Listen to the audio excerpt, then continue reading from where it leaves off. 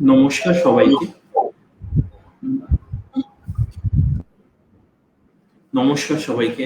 আমি রুবি সোসাইটির পক্ষ থেকে আপনাদের সবাইকে স্বাগত জানাচ্ছি।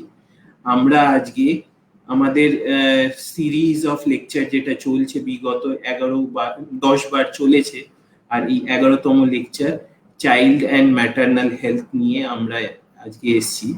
তারই সঙ্গে আমরা আন্তর্জাতিক নারী দিবস এবং ন্যাশনাল উমেন্স ডেকেও সেলিব্রেট করছি।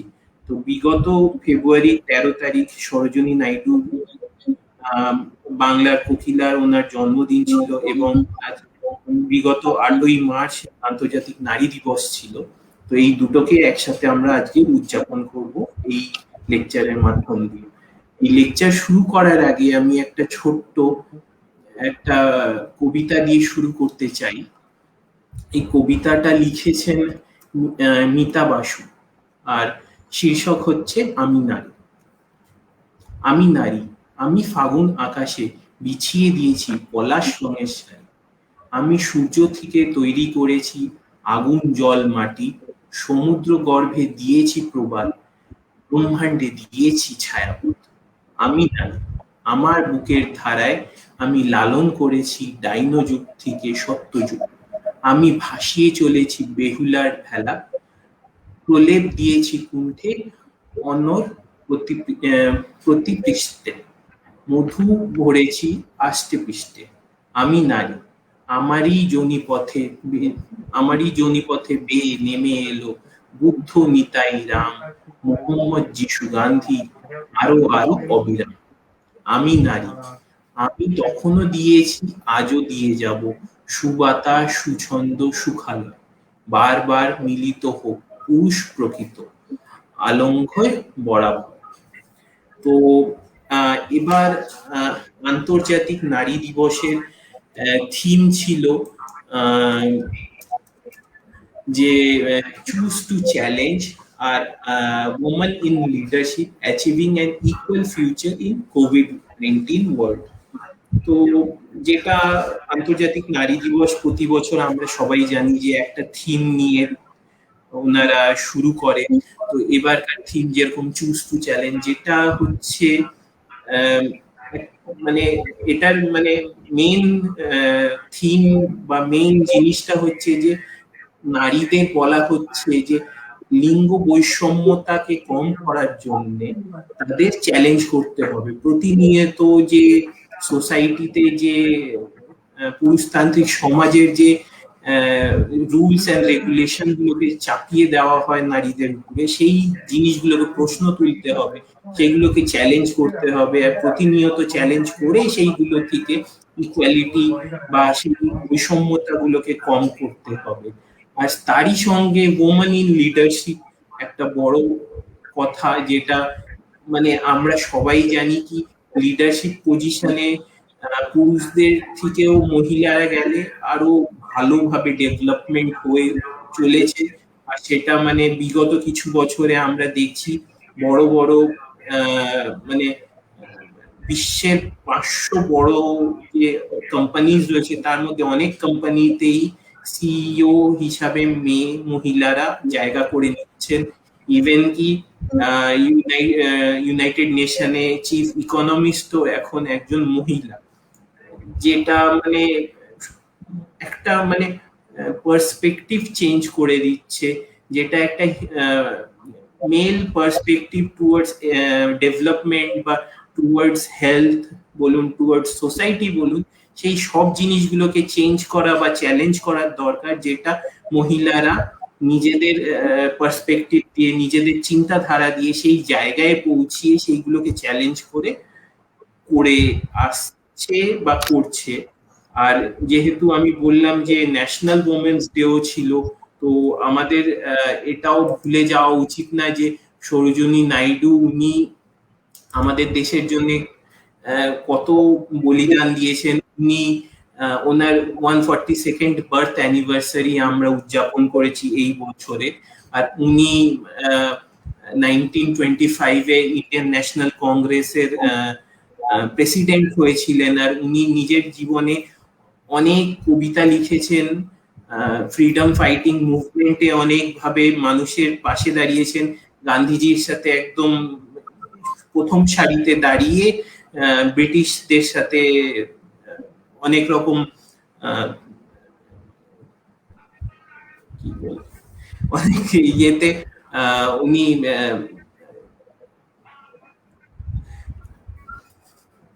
তো উনি দাঁড়িয়েছেন। তো এইগুলো ওনার একটা মানে আমাদের সোসাইটি জন্য উনি হেল্প করেছেন, আমাদের সোসাইটিতে মহিলাদের এডুকেশন, মহিলাদের সোসাইটিতে আপলিফটমেন্ট এন্ড ইকুয়ালিটির জন্য উনি অনেক কাজ করে গেছেন।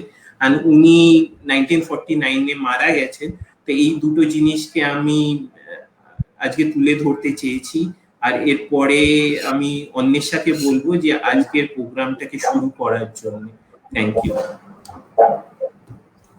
Thank you Sourav da. নমস্কার সকল ভিউয়ারকে, গুড ইভিনিং। আজকে মা ও শিশু স্বাস্থ্য নিয়ে আলোচনা করতে চলেছি এবং আজ আমাদের সঙ্গে যিনি বিশিষ্ট অতিথি রয়েছেন তিনি আমারই মতো পেশায় নার্স, যিনি বর্তমানে কাগজ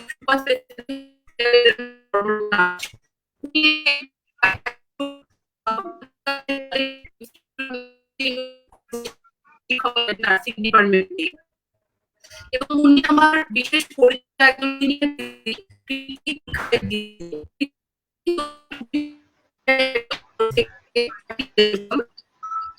আজ আমরা আলোচনার মধ্যে দিয়ে অনুষ্ঠানটিকে এগিয়ে নিয়ে যাব এবং দর্শকদের বলবো যদি কোনো প্রশ্ন থাকে তারা যেন লাইভ অনুষ্ঠানে গিয়ে ফেসবুক লিংকে গিয়ে কমেন্ট বক্সে গিয়ে কমেন্ট করেন, এবং যদি আমরা তৎক্ষণাৎ কোনো উত্তর দিতে না পারি তাহলে তারা যেন পরে রুবির মেলটাতে গিয়ে মেল করেন, আমরা চেষ্টা করব সেই উত্তরগুলোকে দেওয়ার।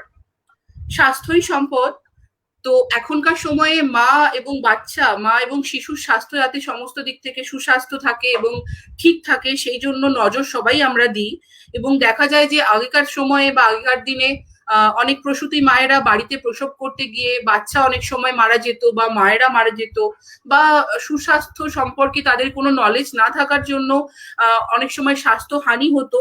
এবং তাই জন্যই আজকের এই অ্যাওয়ারনেস প্রোগ্রামটা, মা ও স্বাস্থ্য নিয়েই, শিশুদের স্বাস্থ্য নিয়েই এই প্রোগ্রামটা, যাতে করে আমরা একটু হলেও তাদেরকে বা সবাইকে একটু হলেও আমরা আমাদের নার্সিং এর ওপর যে জ্ঞানটা রয়েছে সেটাকে তুলে ধরার, যাতে একটু হলেও প্রাথমিক কিছু জ্ঞানের মাধ্যমে সেটা সমাধান ঘটে। এবং এখানে বলে রাখা ভালো, আমরা পেশায় ডক্টর নয়, আমরা দুজনেই পেশায় নার্স। তাই আমাদের নার্সিং নলেজের উপর থেকে আমরা এই আলোচনাটাকে এগিয়ে নিয়ে যাব। তো তাই জন্য আমাদের আজকের সাবজেক্ট হচ্ছে মা এবং শিশুর স্বাস্থ্য নিয়ে। তো প্রথমেই আমরা যে প্রশ্নটা বা যে আলোচনাটা নিয়ে কথা বলবো, যে প্রশ্নটা নিয়ে কথা বলবো সেটা হচ্ছে একটা সুস্থ বাচ্চা জন্ম দেওয়ার জন্য মা কতটা স্বাস্থ্যসম্মত হওয়া দরকার বা মায়ের স্বাস্থ্য কিরকম হওয়া দরকার। তো আমি একটু রিকোয়েস্ট করব ফার্স্ট স্লাইডটা শো করার জন্য এবং প্রীতিদিকে কিছু বলার জন্য। একটা মা যখন চাইবে, সব সময় মা কেন, প্রত্যেকটা মানুষই চায় একটা সুস্থ স্বাভাবিক বাচ্চার জন্ম দিতে, মার সাথে সাথে প্রত্যেকটা পরিবারের সমস্ত মানুষ। তাই মা যখন ভাববে সে একটা বাচ্চা নেবে, তখন তার মা এবং তার হাজবেন্ড মানে বাবা মা দুজনকে ফার্স্ট একটা প্ল্যানিং করতে হবে যে এবার আমরা একটা বাচ্চা নেব, আমরা একটা কনসেপ্ট করব, আমরা একটা ফ্যামিলি প্ল্যানিং করব। সেই ফ্যামিলি প্ল্যানিং করার পরে আমার সবার আগে ডক্টরের কাছে যাওয়া উচিত, যে ডক্টর আমরা এখন একটা প্ল্যানিং করতে চাই। তাহলে কি হবে, তার ফলে মায়ের মধ্যে এবং পরিবারের উপর একটা যে একটা সুপ্রভাব বা ডক্টরের পারমিশন, ডক্টরের অনুমতি নিয়ে একটা শুরু করার সূচনা, যে হ্যাঁ এবার আপনি প্রেগনেন্ট হতে পারেন। এবার কেন না, আমরা কেন ডক্টরের পারমিশন নিব, কেননা প্রত্যেকটা মানুষের এখন পার্সোনাল প্রবলেম থাকে, অনেক মেন্টাল প্রবলেম থাকে। তাই যদি মায়ের কোনো যদি গাইনোকোলজিক্যাল প্রবলেম থাকে বা মেডিকেল প্রবলেম থাকে, সেটা আগে আমার সবার প্রথমে আমাকে কারেক্ট করতে হবে। যেমন ধরুন মায়ের সবার ফার্স্ট হচ্ছে, আমাদের প্রত্যেকটা মেয়ের হিমোগ্লোবিন লেভেল কিন্তু অল টাইম ভীষণ ফ্ল্যাকচুয়েট করে। মিনিমাম আমাদের হিমোগ্লোবিন লেভেল 10 হতে হবে। উইথাউট 10 আমাদের প্রেগনেন্সি কিন্তু ভীষণ হাই রিস্ক প্রেগনেন্সি, আমরা সেটাকে কাউন্ট করব। তাই সবার ফার্স্ট মাকে আমার হিমোগ্লোবিন লেভেল ঠিক রাখতে হবে। তারপরে কি, আমার মায়ের ব্লাড প্রেশার আমাকে নর্মাল করতে হবে।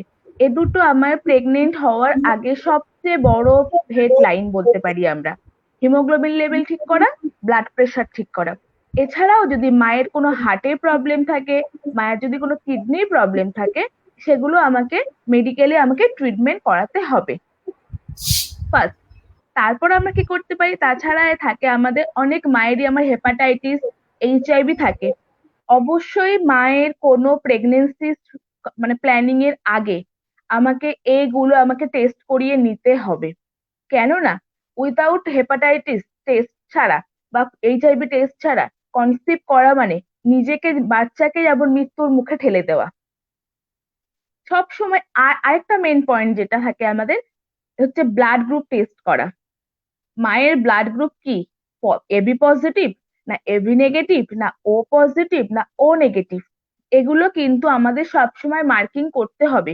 নেগেটিভ ব্লাড গ্রুপ থাকলে কিন্তু, যদি আবার বাবার পজিটিভ মায়ের নেগেটিভ ব্লাড গ্রুপ হয়, তাহলে কিন্তু আমার বেবির এবিও ইনকম্পাবিলিটি হতে পারে। তাই জন্য কনসিভ করার আগে আমাকে এইগুলো সবসময় দেখে নিতে হবে ফার্স্ট। সেকেন্ড কি হবে আমার, সেকেন্ড হচ্ছে আমার মায়ের যদি রুবেলা আর হেপাটাইটিসের ভ্যাকসিন যদি না নেওয়া থাকে, আমার কিন্তু সে ভ্যাকসিন গুলো প্রপারলি নিতে হবে। আর কি আমার থাকে, আমার হচ্ছে ডক্টর যে ফলিক অ্যাসিড আমাকে প্রেসক্রাইব করেন, প্রেগনেন্সি আমার কন্টিনিউ করার সময় প্রত্যেকটা ডক্টর কিন্তু মায়েদেরকে ফলিক অ্যাসিড প্রেসক্রাইব করেন। প্রেগনেন্ট কনসিভ করার 4 উইক আগে থেকে আমাকে কিন্তু সেই ফলিক অ্যাসিড আমাকে নিতে হবে। কারণ ওই ফলিক অ্যাসিড আমার কি করে, বাচ্চার ব্রেন ডেভেলপমেন্টে ভীষণ হেল্প করে। আর কি থাকে, মাকে একটা প্রপার কাউন্সিলিং করাতে হবে, যাতে সে প্রেগনেন্সি নিয়ে ফার্দার কোনো ভয় না পায়। আর কি, যদি কোনো মা আমার স্মোক করে বা অ্যালকোহল নেয়, তাহলে সে প্রেগনেন্ট হওয়ার সূচনাতে তাকে কিন্তু ইমিডিয়েট সেগুলো স্টপ করতে হবে। আর কি, মায়ের যদি ডায়াবেটিস থাকে, সেটা কিন্তু অবশ্যই বলতে হবে। আর সবচেয়ে বড় কথা, মায়ের এ টু জেড যে কোনো প্রবলেম মা কিন্তু তাকে লুকিয়ে রাখবে না, সবকিছুই কিন্তু সে ডক্টরের সাথে বলবে। তারপরে সে প্ল্যানিং করবে সে বেবি নিতে পারবে কিনা। আর কি থাকে, এছাড়াও যদি মায়ের কোনো মেন্টাল প্রবলেম থাকে বা মায়ের সেটা একটা মেন পয়েন্ট হচ্ছে, মায়েরা অনেক সময় থ্যালাসেমিয়ার কেরিয়ার হয়, এটা যেন কখনোই সে ডক্টরের থেকে না লুকায়। মা থাকে, অনেক সময় বাবাও থাকে, দুজনে কিন্তু থ্যালাসেমিয়ার কেরিয়ার হওয়ার চান্স খুব কোনো থাকে। জেনেটিক প্রবলেম থাকলে, শুধুমাত্র যে হ্যাঁ, মায়ের তা না, কোনো জেনেটিক প্রবলেম, মায়ের বাপের বাড়ির কোনো ইয়ে থাকলে বা সবকিছু ডায়াবেটিস, কিন্তু যে কোনো প্রপারলি ফ্যামিলি হিস্ট্রি কিন্তু সেগুলো ডক্টরকে দেখে দিতে নিতে হবে। আমরা যদি এইগুলো প্রপারলি মেনটেন করতে পারি, আর আমার মাকে কিন্তু মায়ের ওয়েট মেনটেন করতে হবে। মা যেন বিলো 40 না হয়, মা যেন অ্যাবাভ 90 না হয়, এর মধ্যে কিন্তু মায়ের ওয়েটটা মেনটেন করতে হবে। আমরা যদি এগুলো আচ্ছা প্রপারলি করতে পারি, তাহলে কিন্তু একটা মা তার সুস্থ স্বাভাবিক বাচ্চা জন্ম দিতে পারবে। আচ্ছা আচ্ছা, আমরা জানলাম যে স্বাস্থ্যসম্মতভাবে একজন মা কি করে একটা বাচ্চাকে প্রসব করতে পারে।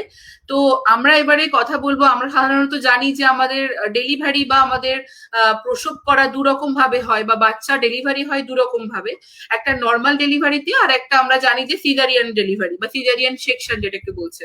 তো দিদি, তুমি যদি একটু বলো যে নর্মাল ডেলিভারিটা কিভাবে হয় বা কিরকম ভাবে কি মানে হসপিটাল গুলোতে হয় বা কিরকম, তুমি যদি এটা নিয়ে একটু আলোচনা করো আর কি, নর্মাল ডেলিভারি, এবং তারপর তুমি আলোচনা করো একটু সিজারিয়ান ডেলিভারি বা সিজারিয়ান সেকশন, এইগুলো নিয়ে একটু আলোচনা করতে। নর্মাল ডেলিভারিতে এটা হচ্ছে অনেক পুরনো একটা কিন্তু প্রথা, যেটা আজও চলে আসছে আমাদের সমাজে। নর্মাল ডেলিভারিতে কি হয়, নর্মাল ডেলিভারিতে বেবি আমাদের ভ্যাজাইনা দিয়ে আউট হয়। এখানে কিন্তু কোনো ওপেনিং এর কোনো জায়গা থাকে না। মা তার বিয়ারিং ডাউন প্রেসার দিয়ে বেবিকে বাইরে বের করে দেয়। এটা হচ্ছে আমার নর্মাল ডেলিভারিতে হয়।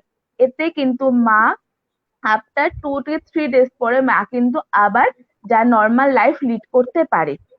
আর সিজারিয়ান সেকশনে কি হয়, সিজারিয়ান সেকশনে হচ্ছে আমার অ্যাবডোমিনাল ইনসিশন দিয়ে আমাকে অ্যাবডোমেন দিয়ে বাচ্চাকে বাইরে বের করতে হয়। এতে কি হয়, এতে মায়ের রিকভারি করতে একটু টাইম লাগে। নর্মাল ডেলিভারিতে মা যেমন 3 দিনে রিকভারি করে নিতে পারবে, আর সিজারিয়ান সেকশনে আমাদেরকে মাকে রিকভারি করতে একটু টাইম লাগে।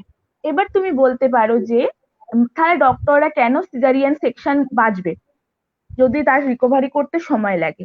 এর অনেকগুলো রিজন আছে। ওকে, অনেক সময় আমাদের নর্মাল, আমরা বাড়ির লোক বলে রাখে যে আমরা নর্মাল ডেলিভারি করাবো, কিন্তু বাড়ির লোক বললে তো নর্মাল ডেলিভারি করা সম্ভব হয় না। কেননা অনেক সময় নেক্সট বাচ্চা স্লাইডটা কি একটু হয়, দেখাবে। হ্যাঁ, তুমি কন্টিনিউ করো। অনেক সময় বাচ্চা কি হয়, বাচ্চা আমার যেটা আমাদের এমনি নর্মাল পজিশনে থাকে, বাচ্চার হেড আমাদের মায়ের পায়ের দিকে, আর বাচ্চার পা আমাদের মায়ের মুখের দিকে। এটা হচ্ছে আমাদের, সবাই জানে এটা, আমাদের এখানে স্লাইডে ছবিটা দেওয়া আছে যে হেডটা আমার হচ্ছে পায়ের দিকে আর পাটা আমার মায়ের মুখের দিকে। কিন্তু অনেক সময় ঠিক অপোজিটটা হয়, বাচ্চার পাটা থাকে মায়ের পায়ের দিকে আর বাচ্চার হেড থাকে আমার মায়ের মুখের দিকে, যেটা আমরা নর্মাল ভাবে থাকি। তখন কিন্তু আমাদের নর্মাল ডেলিভারি পসিবল হয় না, তখন আমাদের কিন্তু সিজারিয়ান সেকশন আমাদের বাঁচতে হয়। এছাড়াও অনেকগুলো রিজন থাকে আমার সিজারিয়ান সেকশন করার জন্য। মায়ের যদি হাইট আমার খুব শর্ট হাইট হয়, মায়ের যদি শর্ট হাইট হয়, এছাড়াও মায়ের যদি বাচ্চা বিগ বেবি হয়, বাচ্চার হেড যদি বড় থাকে, বাচ্চা যদি প্রপার পজিশনে না থাকে, এই যে পজিশনটা মেনলি আমরা বললাম যে বাচ্চার হেড মায়ের পায়ের দিকে আর মায়ের বাচ্চার পা হচ্ছে মায়ের মুখের দিকে, এটাকে আমরা বলি হচ্ছে কি সেফালিক পজিশন। আর যেটা বললাম বাচ্চার পা আমাদের পায়ের দিকে আর মাথা আমাদের মাথার দিকে, এটাকে আমরা বলি ব্রিজ প্রেজেন্টেশন। যখন এই ব্রিজ প্রেজেন্টেশন থাকে, কিংবা যদি বা ওই যে কর্ড, অনেক সময় বলে বাচ্চার কর্ডটা বাচ্চার গলায় আটকে আছে, ওই রকম কিছু পজিশন থাকলে কিন্তু আমাদের সিজারিয়ান সেকশন করতে হয়। হতে পারে মায়ের কোনো কিছু প্রবলেম নেই, কিন্তু বাচ্চাকে বাঁচানোর জন্য, অনেক সময় মাকে বাঁচানোর জন্য আমাদের কিন্তু সিজারিয়ান সেকশন করা হয়। তাই বলে কি আমাদের গ্রামের দিকে কি উঠে গেছে? না, আমাদের এখনো প্রত্যেকটা হসপিটালে আমাদের নর্মাল ডেলিভারি হয়, সিজারিয়ান সেকশনও ডেলিভারি হয়। আচ্ছা, বেশ। আচ্ছা, নেক্সট স্লাইডটা একটু দেখাবেন।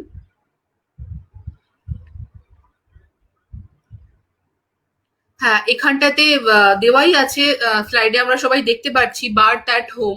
এটা দেখা যায় যে আগেকার দিনে যেটা দিদি এক্ষুনি বললো সিজারিয়ান সেকশন নর্মাল ডেলিভারি, দেখা যায় যে আগেকার দিনে কেন এখনো অনেক রুরাল কমিউনিটিতে অনেক জায়গাতে আমরা দেখতে পাই যে বাড়িতে কোনো মহিলাকে অ্যাসিস্ট করে, যেমন তাদেরকে দায়ী বলা হয় সাধারণত, তাদেরকে রেখে অনেক সময় বাড়িতে ডেলিভারি করানো হয়, নর্মাল ভাবে করানো হয়। কিন্তু তাতে যে কমপ্লিকেশন গুলো দেখা যায়, এক্সেসিভ ব্লিডিং, যেটার সাহায্যে আমরা যদি এটা সেই মুহূর্তে কোনো ডক্টর বা হসপিটালে বা কোনো রকম কোনো হেলথ সেন্টারে না থাকা হয়, তাহলে কিন্তু সেখান থেকে অনেক সমস্যা হতে পারে, এবং দেখা যায় যে অনেক সময় মা বাচ্চাকে বাঁচানোও যায় না। এখানটাতে দেখাই যাচ্ছে যে আগেকার দিনে এটা বেশিরভাগ সময় করা হতো, বার্থ অ্যাট হোম, বাড়িতে বাচ্চাকে দাইয়ের সাহায্যে রাখা হতো। কিন্তু আমরা অনুরোধ করব যে এখন নানা রকম ফেসিলিটি হচ্ছে, সরকারি হসপিটাল, বিপিএসসি, তারপর নানা রকম হেলথ সেন্টার, তারপর আশা দিদিকে রাখা হয়েছে যাতে করে মা এবং বাচ্চার টেক কেয়ার করা যায়, এবং সেটা অ্যাট প্রেগনেন্সি থেকে প্রথম থেকেই যাতে করা যায়, তো সেই জন্য ব্যবস্থা রাখা হয়। তাই বাড়িতে যে কমপ্লিকেশন গুলো তৈরি হয় সেগুলো সবসময়ের জন্য বাড়িতে সেটা সলভ হয় না। অনেকেই বুঝতে চান না। আমরা অনেক সময় দেখি পেশেন্ট আসে এবং বলে যে আমাদের আমাদের আগের মানে তাদের ফ্যামিলি হিস্ট্রিতে দেখা যায় যে তারা কখনো হসপিটালে আসেইনি, তারা সবসময় বাড়িতেই বার্থ হয়েছে, বাড়িতেই হয়েছে। কিন্তু দেখা যায় যে ওই কমপ্লিকেশন গুলো যদি সাডেন হয় তাহলে কিন্তু কোনোভাবে সার্ভাইভ করানো যায় না, মাকেও না তাই বাচ্চাকেও না। তাই জন্য এটাই অনুরোধ করা হবে যে যদি কোনোভাবে এটা, এখন যেহেতু নানা রকম ফেসিলিটিস গুলো দেওয়া হচ্ছে, এগুলো ফলো করলে ভালো হয়, তাই তো দিদি? তুই একদমই ঠিক বলেছিস। তার জন্য আমাদের সরকার থেকে কি করা হয়েছে, যাতে হোম ডেলিভারি বন্ধ করানোর জন্য আমাদের সরকার ইনস্টিটিউশনাল ডেলিভারিতে আমাদের প্রত্যেকটা মাকে কিছু টাকা দেয়া হয়, যেটাকে আমরা বলি হচ্ছে প্রকল্প। যেমন জননী শিশু সুরক্ষা, এইরকম বিভিন্ন প্রকল্প করা হয়েছে যাতে ইনস্টিটিউশনাল ডেলিভারি পরিমাণ আমরা বাড়াতে পারি, ম্যাটারনাল চাইল্ড হেলথ আমরা ইমপ্রুভ করতে পারি, এন্ড হচ্ছে আমরা ইনফ্যান্ট ডেথ এবং ম্যাটারনাল ডেথকে আমরা কমাতে পারি। আচ্ছা আচ্ছা, এখানে একটা প্রশ্ন এসেছে যে ওয়েস্টার্ন কান্ট্রি গুলোতে একটু যদি বলতে পারতে যে ওয়েস্টার্ন কান্ট্রি গুলোতে সি সেকশন কেন প্রেফার করা হয় না, মানে কেন বাইরের দিকে সি সেকশনটাকে প্রেফার করা হচ্ছে না, শুধুমাত্র ওরা নর্মাল ডেলিভারিটাই প্রেফার করছে।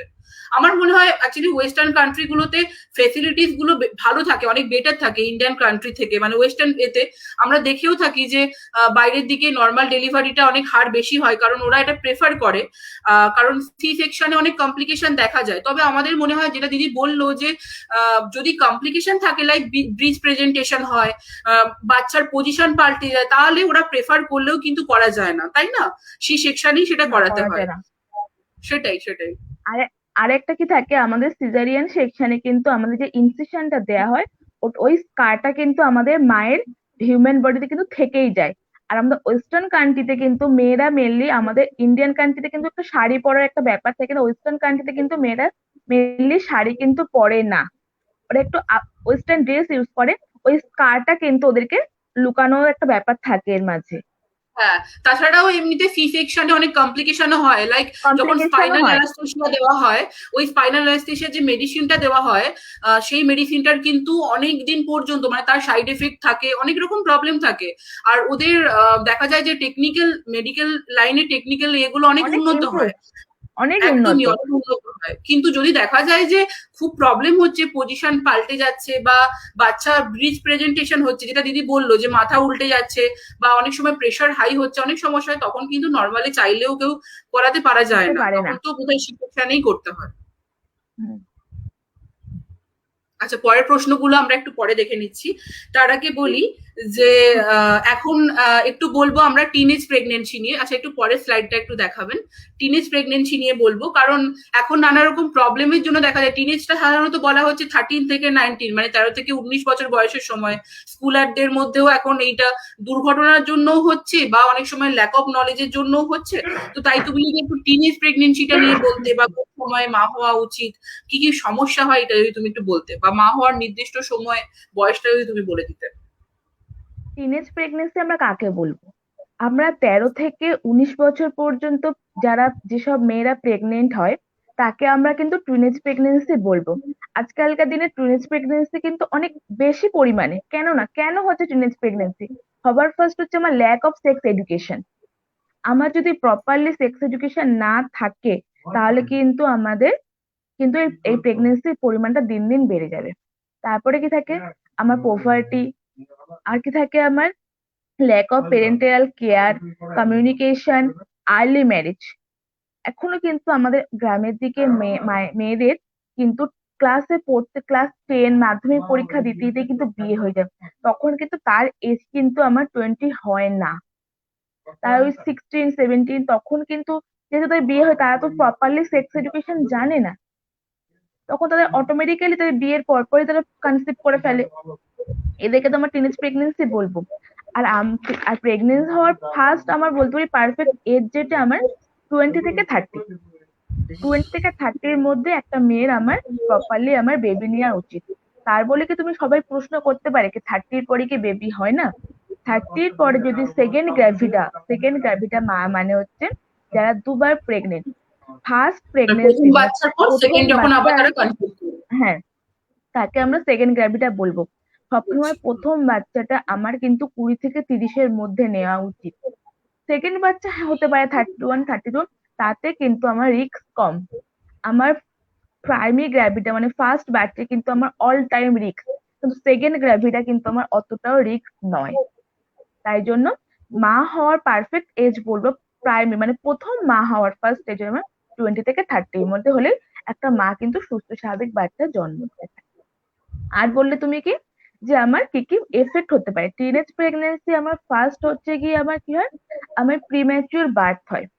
যেহেতু আমার মায়ের নিজেরই ফিজিক্যাল স্ট্রাকচার প্রপারলি আমার হয় না, কারণ একটা মেয়ের কিন্তু 20 বছর 18 বছরে মেয়ে অ্যাডাল্ট হয়, 18 বছরের পরে ওর যে পুরো হিউম্যান স্ট্রাকচার থাকে, আমাদের রিপ্রোডাক্টিভ যে সিস্টেম থাকে সেটা কিন্তু কমপ্লিট হতে শুরু করে। মোটামুটি 20-তে এসে গেলে তার কিন্তু পুরো কমপ্লিট হয়ে যায়, তার যে রিপ্রোডাক্টিভ সিস্টেম যেখানে সে বেবি হবে বা বেবি আমার বেড়ে উঠবে, সেই যে স্ট্রাকচার সেটা কিন্তু 20-তে এসে পুরো কমপ্লিট হয়। তখন তার আগে যদি হয়, যেহেতু আমার ইউটেরাস যেখানে আমার বেবি আমার 9 মান্থ 7 ডেজ থাকবে, ওই ইউটেরাস যদি আমার প্রপারলি ঠিক না হয়, তাহলে আমার প্রিম্যাচিওর বার্থ হবে। সবার ফার্স্ট আমার প্রিম্যাচিওর বার্থ মানে আমার ইডিডি মানে হচ্ছে আমার expected date of delivery. Delivery অনেক আগেই আমার বাচ্চা কিন্তু ডেলিভারি করাতে হবে। কেন হয়, আমার যে ইউটেরাসে যে মেমব্রেন থাকে, ওই মেমব্রেন গুলো আমার রাপচার হয়ে যাবে। মেমব্রেন যদি রাপচার হয়ে যায়, আমাকে কিন্তু বেবি অটোমেটিক্যালি আমাকে ডেলিভারি করাতেই হবে। তাই ফার্স্ট আমার কমপ্লিকেশন হচ্ছে আমার প্রিম্যাচিওর বার্থ। আর যখন আমার বাচ্চা সময়ের আগে জন্মাবে, তার মানে বাচ্চা আমার ওয়েটও ঠিকঠাক হবে না। ওয়েট যখন ঠিকঠাক হবে, বাচ্চা আমার লো বার্থ ওয়েট হবে। আর লো বার্থ ওয়েট হলেই মানে আমার বিভিন্ন কমপ্লিকেশন হবে। আর লো বার্থ ওয়েটে থাকলে বাচ্চা ঠিকঠাক কোনো কিছুই গঠন হয় না। না বাচ্চা ঠিকঠাক বাচ্চার রেসপিরেটরি সিস্টেম ঠিক তৈরি হয়, না বাচ্চার আমার হিউম্যান বডি ঠিক হয়, না মাথা, কোনো কিছুই হয় না। যখন আমার লো বার্থ ওয়েট হবে, প্রচুর কমপ্লিকেশন দেখা যাবে। তার ফলে কি হয়, আমার আমার কিন্তু ইনফ্যান্ট মর্টালিটি দিন দিন বাড়তে থাকবে। টিনেজ প্রেগনেন্সিতে কিন্তু আমার এই প্রবলেম গুলো বাচ্চাদের ক্ষেত্রে হয়। মায়ের ক্ষেত্রে কি হয়, আমার এর সাথে সাথে কিন্তু আমার মায়েরও ম্যাটার্নাল রেট বাড়ে। কেননা আমার মায়ের যদি হিমোগ্লোবিন লেভেল ঠিক না থাকে, একে তো মা টিনেজ, যেখানে মায়ের প্রপার এজ নেই, মায়ের ঠিকঠাক ফিজিক্যাল স্ট্রাকচার প্রপারলি নেই, তখন কি হয়, আমার আমার মায়েরও কিন্তু যে ডেথ রেট, মায়ের কিন্তু মানে ম্যাটার্নাল ডেথ রেট কিন্তু বাড়তে পারবে। এটা ফার্স্ট। আর আমার প্রিম্যাচুয়ার লেবার হয়। প্রিম্যাচুয়ার লেবার মানে কি, আমার যে টাইমে আমার লেবার পেনটা স্টার্ট হওয়া উচিত, সেই টাইমে আমার প্রপারলি আমার লেবার পেন শুরু হবে না। আগেই বললাম, ইউটেরাস প্রপারলি নয়, স্ট্রাকচার নয়, ইউটেরাসের মেমব্রেন কুইকলি রেপ্ট হবে। তার আগে প্রিম্যাচুয়ার লেবার পেন হলেই আমার কিন্তু মেমব্রেন রাপচার হবে। আর কি হয়, আমার আমার মেডিকেল কমপ্লিকেশন দেখা যায়। ইউটেরাসটা এমন বিচ্ছিরি সিচুয়েশনে চলে আসে, মায়ের কিন্তু সেকেন্ড বার কনসিভ করতে কিন্তু আরো বেশি প্রবলেম হয়। কেননা আমার ছোট যদি কোনো জিনিস অপরিণত থাকে, তাকে যদি কাটাছেঁড়া করা হয়, তাহলে তার কি অবস্থা হবে। ঠিক তেমনি যখন আমাদের ইউটেরাসটাকে তো কাটাছেঁড়া করা হবে, ইউটেরাস থেকে আমার বেবি আউট আসবে, তার ফলে কিন্তু ইউটেরাসও ভীষণভাবে কিন্তু আমাদের ক্ষতিগ্রস্ত হয়। তাই টিনেজ প্রেগনেন্সিতে মায়ের যেমন প্রবলেম থাকে, আমার বেবিরও প্রবলেম থাকে। তাই প্রত্যেকটা মেয়ের উচিত অন্তত অ্যাবাভ 20 পরে সে যেন কনসিভ করে।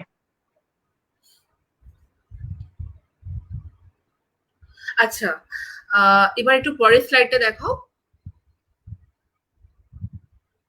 আমরা এতক্ষণ জানলাম যে টিনেজ প্রেগনেন্সিতে কি কি প্রবলেম হয়, বা টিনেজ প্রেগনেন্সি কোন সময়টাতে হলে সেটাকে বলা হচ্ছে।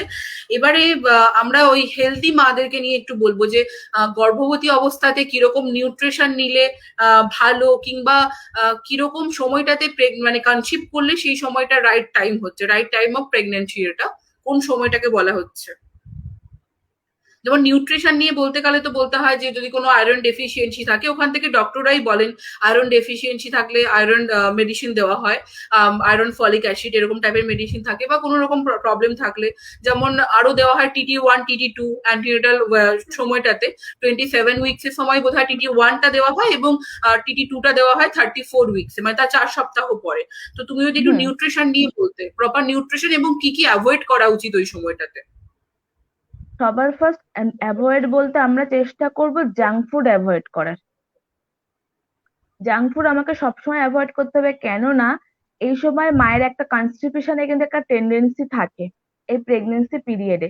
তাই সবসময় চাইবো একটু হেলদি ফুড খেতে, অতিরিক্ত অয়েলি খাবার একটু অ্যাভয়েড করা বেটার। আর এই সময় হচ্ছে মায়েরা চা, কিন্তু কফি টাইপের ক্যাফিন জাতীয় কোন হ্যাঁ রকম এগুলো মানে একটু অ্যাভয়েড করবে। উত্তেজিত হ্যাঁ, আমি বলবো না খাবেন না, খাবেন কিন্তু পরিমাণে কম। হয়তো আপনি দিনে আপনার 4 বার চা খাওয়ার অভ্যেস, সেখানে আপনি যেহেতু আপনার একটা বেবি, আপনি একটা নতুন বাচ্চার জন্ম দেবেন, তাই সে তার সাথে একবার তাহলেই আশা করছি ঠিকঠাক মেনটেন হবে যতটা সম্ভব সবকিছু। এড়িয়ে চলাই ভালো, কারণ এড়িয়ে চলাই ভালো। কফি চা এরকম টাইপের ড্রিঙ্ক খেলে অনেক সময় দেখা যায় রাত্রিবেলা হ্যাঁ, ঘুমও হয় না। তো এই সময়টাতে, এই ঘুম স্টেপটাতে হয় না। শুধুমাত্র নিউট্রিশনাল ডায়েট মেনটেন করা হবে, নিউট্রিশন ইনটেক করলেই হবে তা তো নয়। মানে তা তো নয়। অ্যাডিকুয়েট স্লিপটাও দরকার, রাত্রিবেলা ঘুমানোটাও দরকার, একটা দরকার। তো তাই জন্য যতটা সম্ভব এগুলো অ্যাভয়েড আর করাই হচ্ছে ভালো। মাকে আচ্ছা, প্রপারলি জল খেতে হবে। মাকে মিনিমাম 3 লিটার যে জল আমরা খাওয়া ওটা খেতে হবে। কেননা মায়ের যদি আমাদের অ্যামনিওটিক ফ্লুইড আমাদের যার মধ্যে আমাদের বেবি ফ্লোটিং অবস্থায় থাকে, ওই অ্যামনিওটিক ফ্লুইড একটা লিকুইড, ওই লিকুইডটা আবার কোত্থেকে আসবে? যদি ওর মা প্রপারলি লিকুইড খায়, এবার লিকুইড খাওয়ার মধ্যে এবার সবসময় তো লোকে জুস খেতে পারবে না, তার মানে তাকে জল খেতে হবে, তার জন্য মাকে প্রপারলি জল খেতে হবে, যাতে ওই অ্যামনিওটিক ফ্লুইডের পরিমাণটা ঠিকঠাক থাকে, বাচ্চাকে ওই ফ্লুইডের উপর ফ্লোটিং করতে বাচ্চার কোনো প্রবলেম না হয়। আচ্ছা, এরপর আমরা দেখবো যে প্রেগনেন্সি পিরিয়ডে, পরের স্লাইডটা দেখান। প্রেগনেন্সি পিরিয়ডে আমাদের অনেক রকম সমস্যা হয়, সেটা সমস্যা না বলে সাইন সিমটম বললেও চলে। সেটা মেন্টালি হয়, ফিজিক্যালি হয়, আমরা নানা রকম প্রবলেম দেখি এবং সেগুলো দেখে আমরা অনেক সময় ভয় পেয়ে যাই। যারা বিশেষ করে যে সমস্ত অ্যান্টিনেটাল মারা, ফার্স্ট প্রাইমারি মারা, যারা প্রথম বাচ্চা কনসিভ করেন, তারা আসলে বুঝতে পারেন না যে কোনটা ভয়ের বা কোনটা কোনো সমস্যা করে কিনা, বা আদৌ এটা নর্মাল সাইন সিমটম কিনা। সেই জন্য একটু তুমি বলতে মেন্টাল হেলথ অন মাদার, সেটা বাচ্চা হওয়ার পরেও দেখা যায় যে অনেক সময় টিনেজ যারা মারা যদি মা হয়ে যায়, তারপরেও দেখা যায় অনেক মানসিক সমস্যা তৈরি হয়। তো সেই মেন্টাল হেলথ নিয়ে যদি বলতে, বা কনসিভ করার সময় মেন্টাল হেলথ নিয়ে তুমি একটু মায়েদের যদি একটু বলো আর কি। মেন্টাল হেলথ বলতে অনেক মায়েরা আছে, আমি ফার্স্ট বলছি বাচ্চা হওয়ার পরে কি কি প্রবলেম হয়, তারপরে বলছি বাচ্চা হওয়ার আগে কি কি প্রবলেম হয়। একটা মা 9 মাস ধরে খুব প্যাম্পার হয়ে আসছে, তাকে বাড়ির লোক খুব যত্ন সহকারে, বাবু এটা খাও, বাবু ওটা খাও, খুব যত্ন সহকারে তাকে 9 মাস খুব প্যাম্পার করেছে। এবারে যখন বাচ্চাটা হলো, তখন মা থেকে বাচ্চা কাকে বেশি দেখবে? বাড়ির লোক মাকে দেখবে না বাচ্চাকে দেখবে? অবশ্যই বাচ্চা, একটা নতুন বাচ্চা, নতুন একটা শিশু বাচ্চাকে দেখবে। তখন কিছু কিছু মানুষের কি হয়, ওর দিকেই চলে যাচ্ছে, অটোমেটিক্যালি অ্যাটেনশনটা যখন মা থেকে বেবির দিকে চলে যাচ্ছে, অনেক মা ওটাকে মেন্টালি একসেপ্ট করতে পারে না যে আমার থেকে ওকে বেশি পছন্দ করছে, কি তাহলে কি আমার আর কোনো গুরুত্ব নেই? কি আমি কি শেষ? এই বাচ্চাটা হয়ে গেল মানে আমার ভ্যালু শেষ?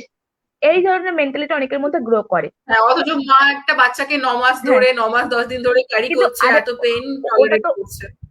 ওটা তো ওরই বাচ্চা, কিন্তু তাও ওর মধ্যে ক্যাচ করে যে আমার থেকে ওকে বেশি অ্যাটেনশন দিচ্ছে।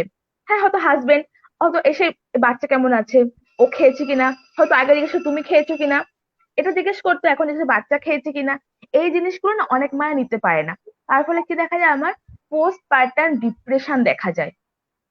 ডিপ্রেশনে কি হয়, বাচ্চা পাশে কেঁদে যাচ্ছে, মা কিন্তু বাচ্চাটাকে কোনো কেয়ার করছে না, মা কিন্তু একটা ডিপ্রেস হয়ে সাইডে বসে আছে।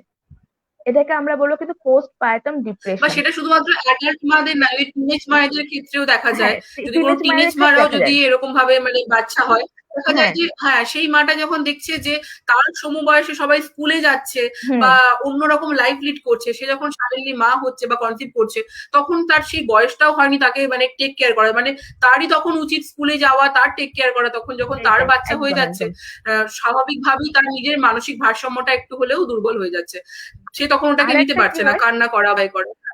আর একটা হয় আমার পোস্টপার্টাম সাইকোসিস।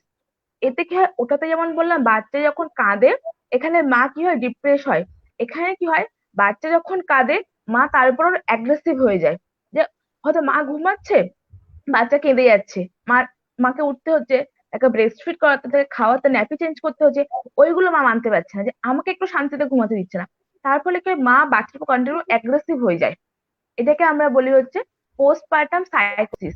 আমাদের মানে আফটার ডেলিভারি মায়েদের মধ্যে এই দুটো প্রবলেম হচ্ছে মোস্ট কমন, পোস্টপার্টাম ডিপ্রেশন আর পোস্টপার্টাম সাইকোসিস।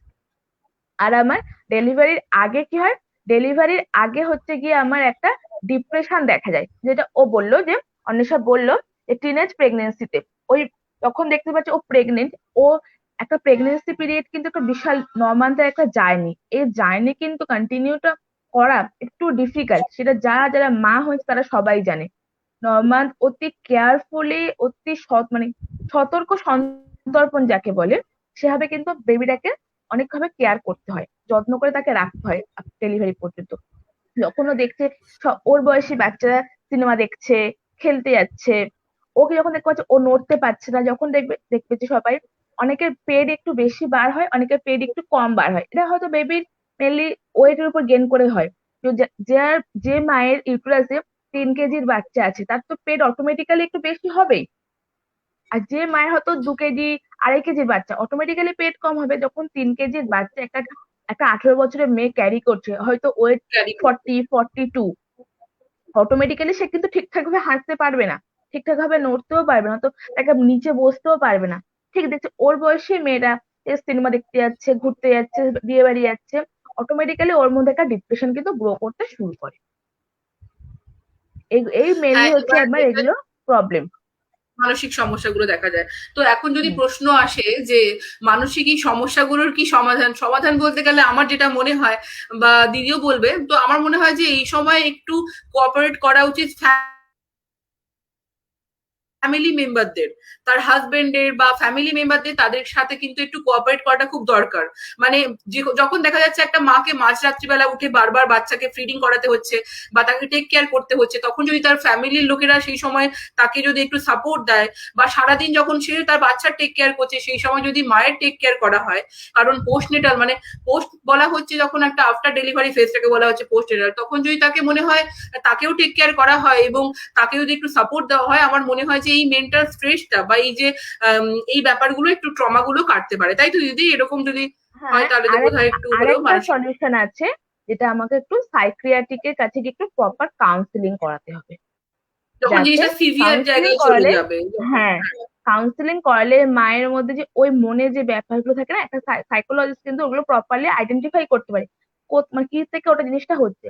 একটা প্রপার কাউন্সিলিং যদি ওই সময় মাকে করানো যায়, মারা কিন্তু এগুলো থেকে বাইরে বেরিয়ে আসতে পারে ইজিলি, কোনো হ্যাঁ, প্রবলেম অনেকে এখানে ফার্দার হয় মনে না। করতে পারেন যে তাহলে কি সে কি পাগল বা এরকম কোনো ব্যাপারই হ্যাঁ, না। এটা ব্যাপারে সাইকিয়াট্রিক কিন্তু না। দেখানো বা কাউন্সিলিং করানোটা নর্মাল মানুষও দেখাতে পারে, কারণ লাইফের নানা হুম। রকম স্ট্রেস থাকতে থাকতে মানুষ অনেক সময় তার বাইরে চলে গিয়ে অন্য কিছু ভাবতে শুরু করে, তো সেটা নর্মাল। মানে এটাতে এরকম ভাবার কোনো দরকার নেই যে তার মানে সে পাগল বা তার এরকম কিছুই না। সাইকিয়াট্রিক দেখানো, কাউন্সিলিং করানো নর্মাল মানে জাস্ট হচ্ছে সেটা একটা কাউন্সিলিং ওয়ে করানো আউট মানে একটা। যে তুমি কথা বলবে, তোমার সাইকোলজিস্ট কথা বলবে, দুজনের মধ্যে কথা বলে একটা একটা সলিউশনে আসা, বোঝাপড়া করা। বোঝাপড়া। একদমই। এটা কিন্তু আমরা হ্যাঁ। সবাই করতে পারি, যখনই কেউ একটা মেন্টাল স্ট্রেসে থাকবে, একটু কিন্তু কাউন্সিলিং করলে কিন্তু আমরা সেই প্রবলেম থেকে কিন্তু ওয়ে পেতে পারি। আচ্ছা, আচ্ছা, পরের স্লাইডটা একটু দেখাবেন।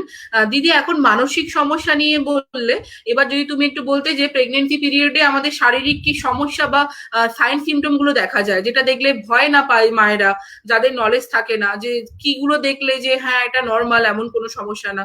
আমরা তো নর্মালি জানি বমি হওয়া, পা ফুলে যাওয়া, তো তুমি যদি একটু ডিটেলে বলতে। সবার ফার্স্ট দেখা যাবে হচ্ছে মর্নিং সিকনেস। মর্নিং সিকনেস মানে কি?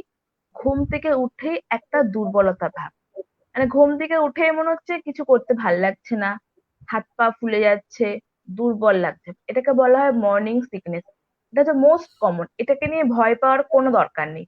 আরেকটা কি দেখা যায়, এটা মজার বেশ, ঘুম, হয়তো কোনো আমার হাতে আংটি পড়ে আছে না, ঘুম থেকে উঠেই আংটিটা হাতে টাইট হয়ে যাবে।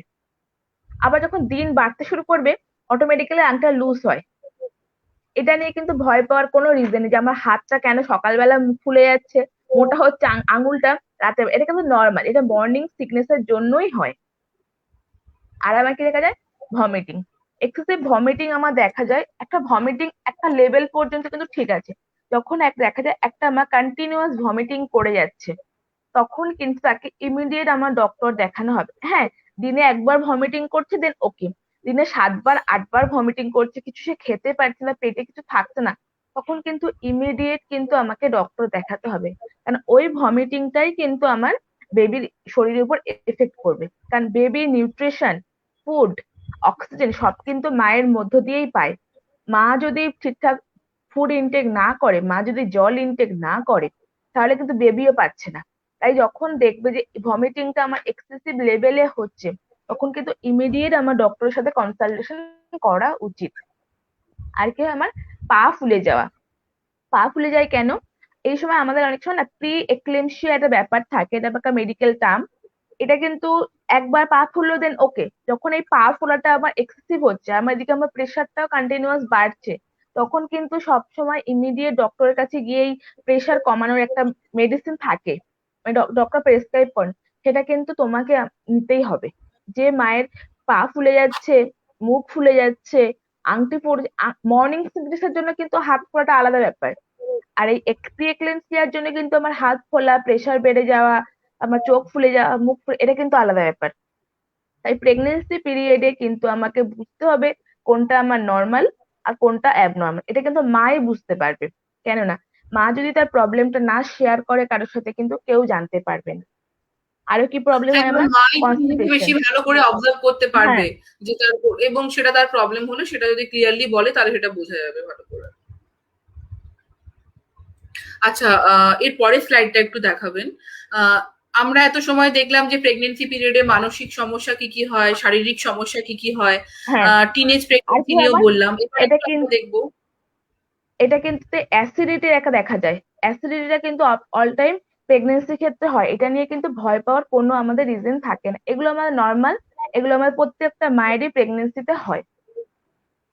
আচ্ছা আচ্ছা, কারণ ওই সময় ইনডাইজেশনের একটা ব্যাপার থাকে, মানে সবসময় যে, কারণ হ্যাঁ ব্যাপার প্রত্যেকটা থাকে। সময় চেঞ্জ হচ্ছে। হ্যাঁ, ঠিক আছে। হুম। তো এখন আমরা একটু দেখবো যে স্মোকিং আর অ্যালকোহল। আমরা নর্মালি জানি যে আমাদের নর্মাল লাইফেই যে কোনো মানে মানব জীবনে বা আমাদের পক্ষে স্মোকিং কখনোই ভালো নয়, ধূমপান স্বাস্থ্যের পক্ষে ক্ষতিকারক, এবং অ্যালকোহল নেওয়াটাও ঠিক না।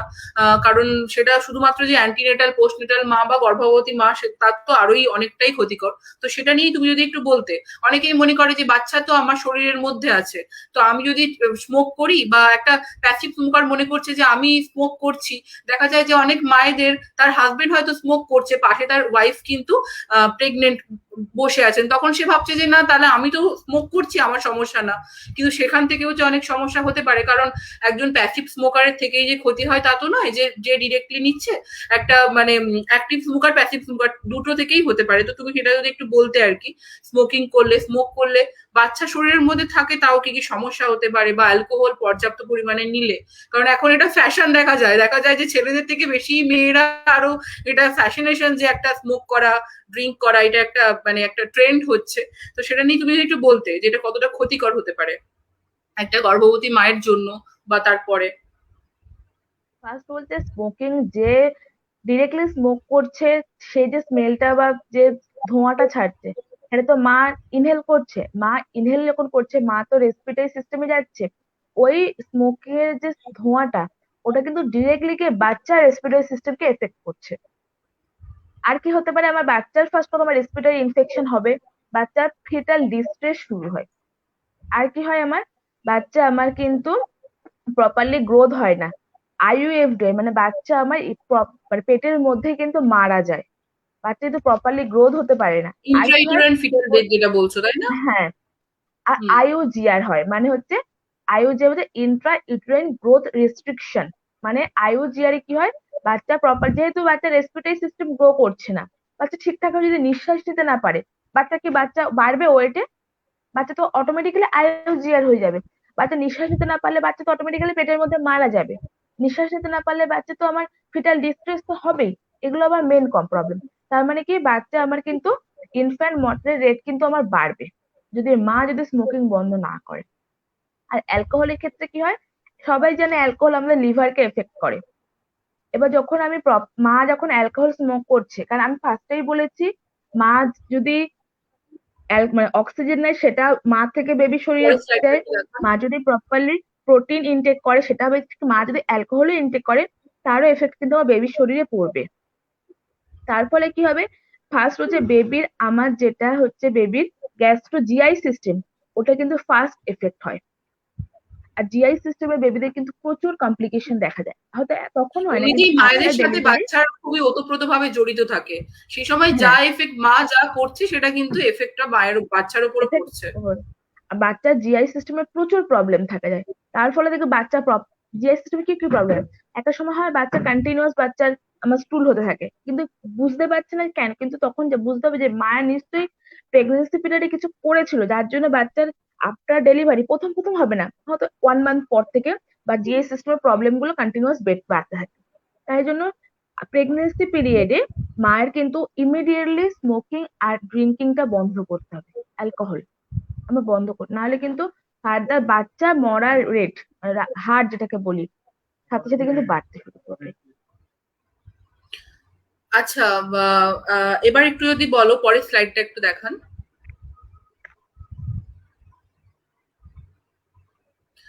এখন অ্যাকচুয়ালি কোভিড-19 নিয়ে খুবই মানে কোভিড-19 আমরা এখনো পর্যন্ত তার প্রকোপটা এখনো ওঠাতে পারিনি।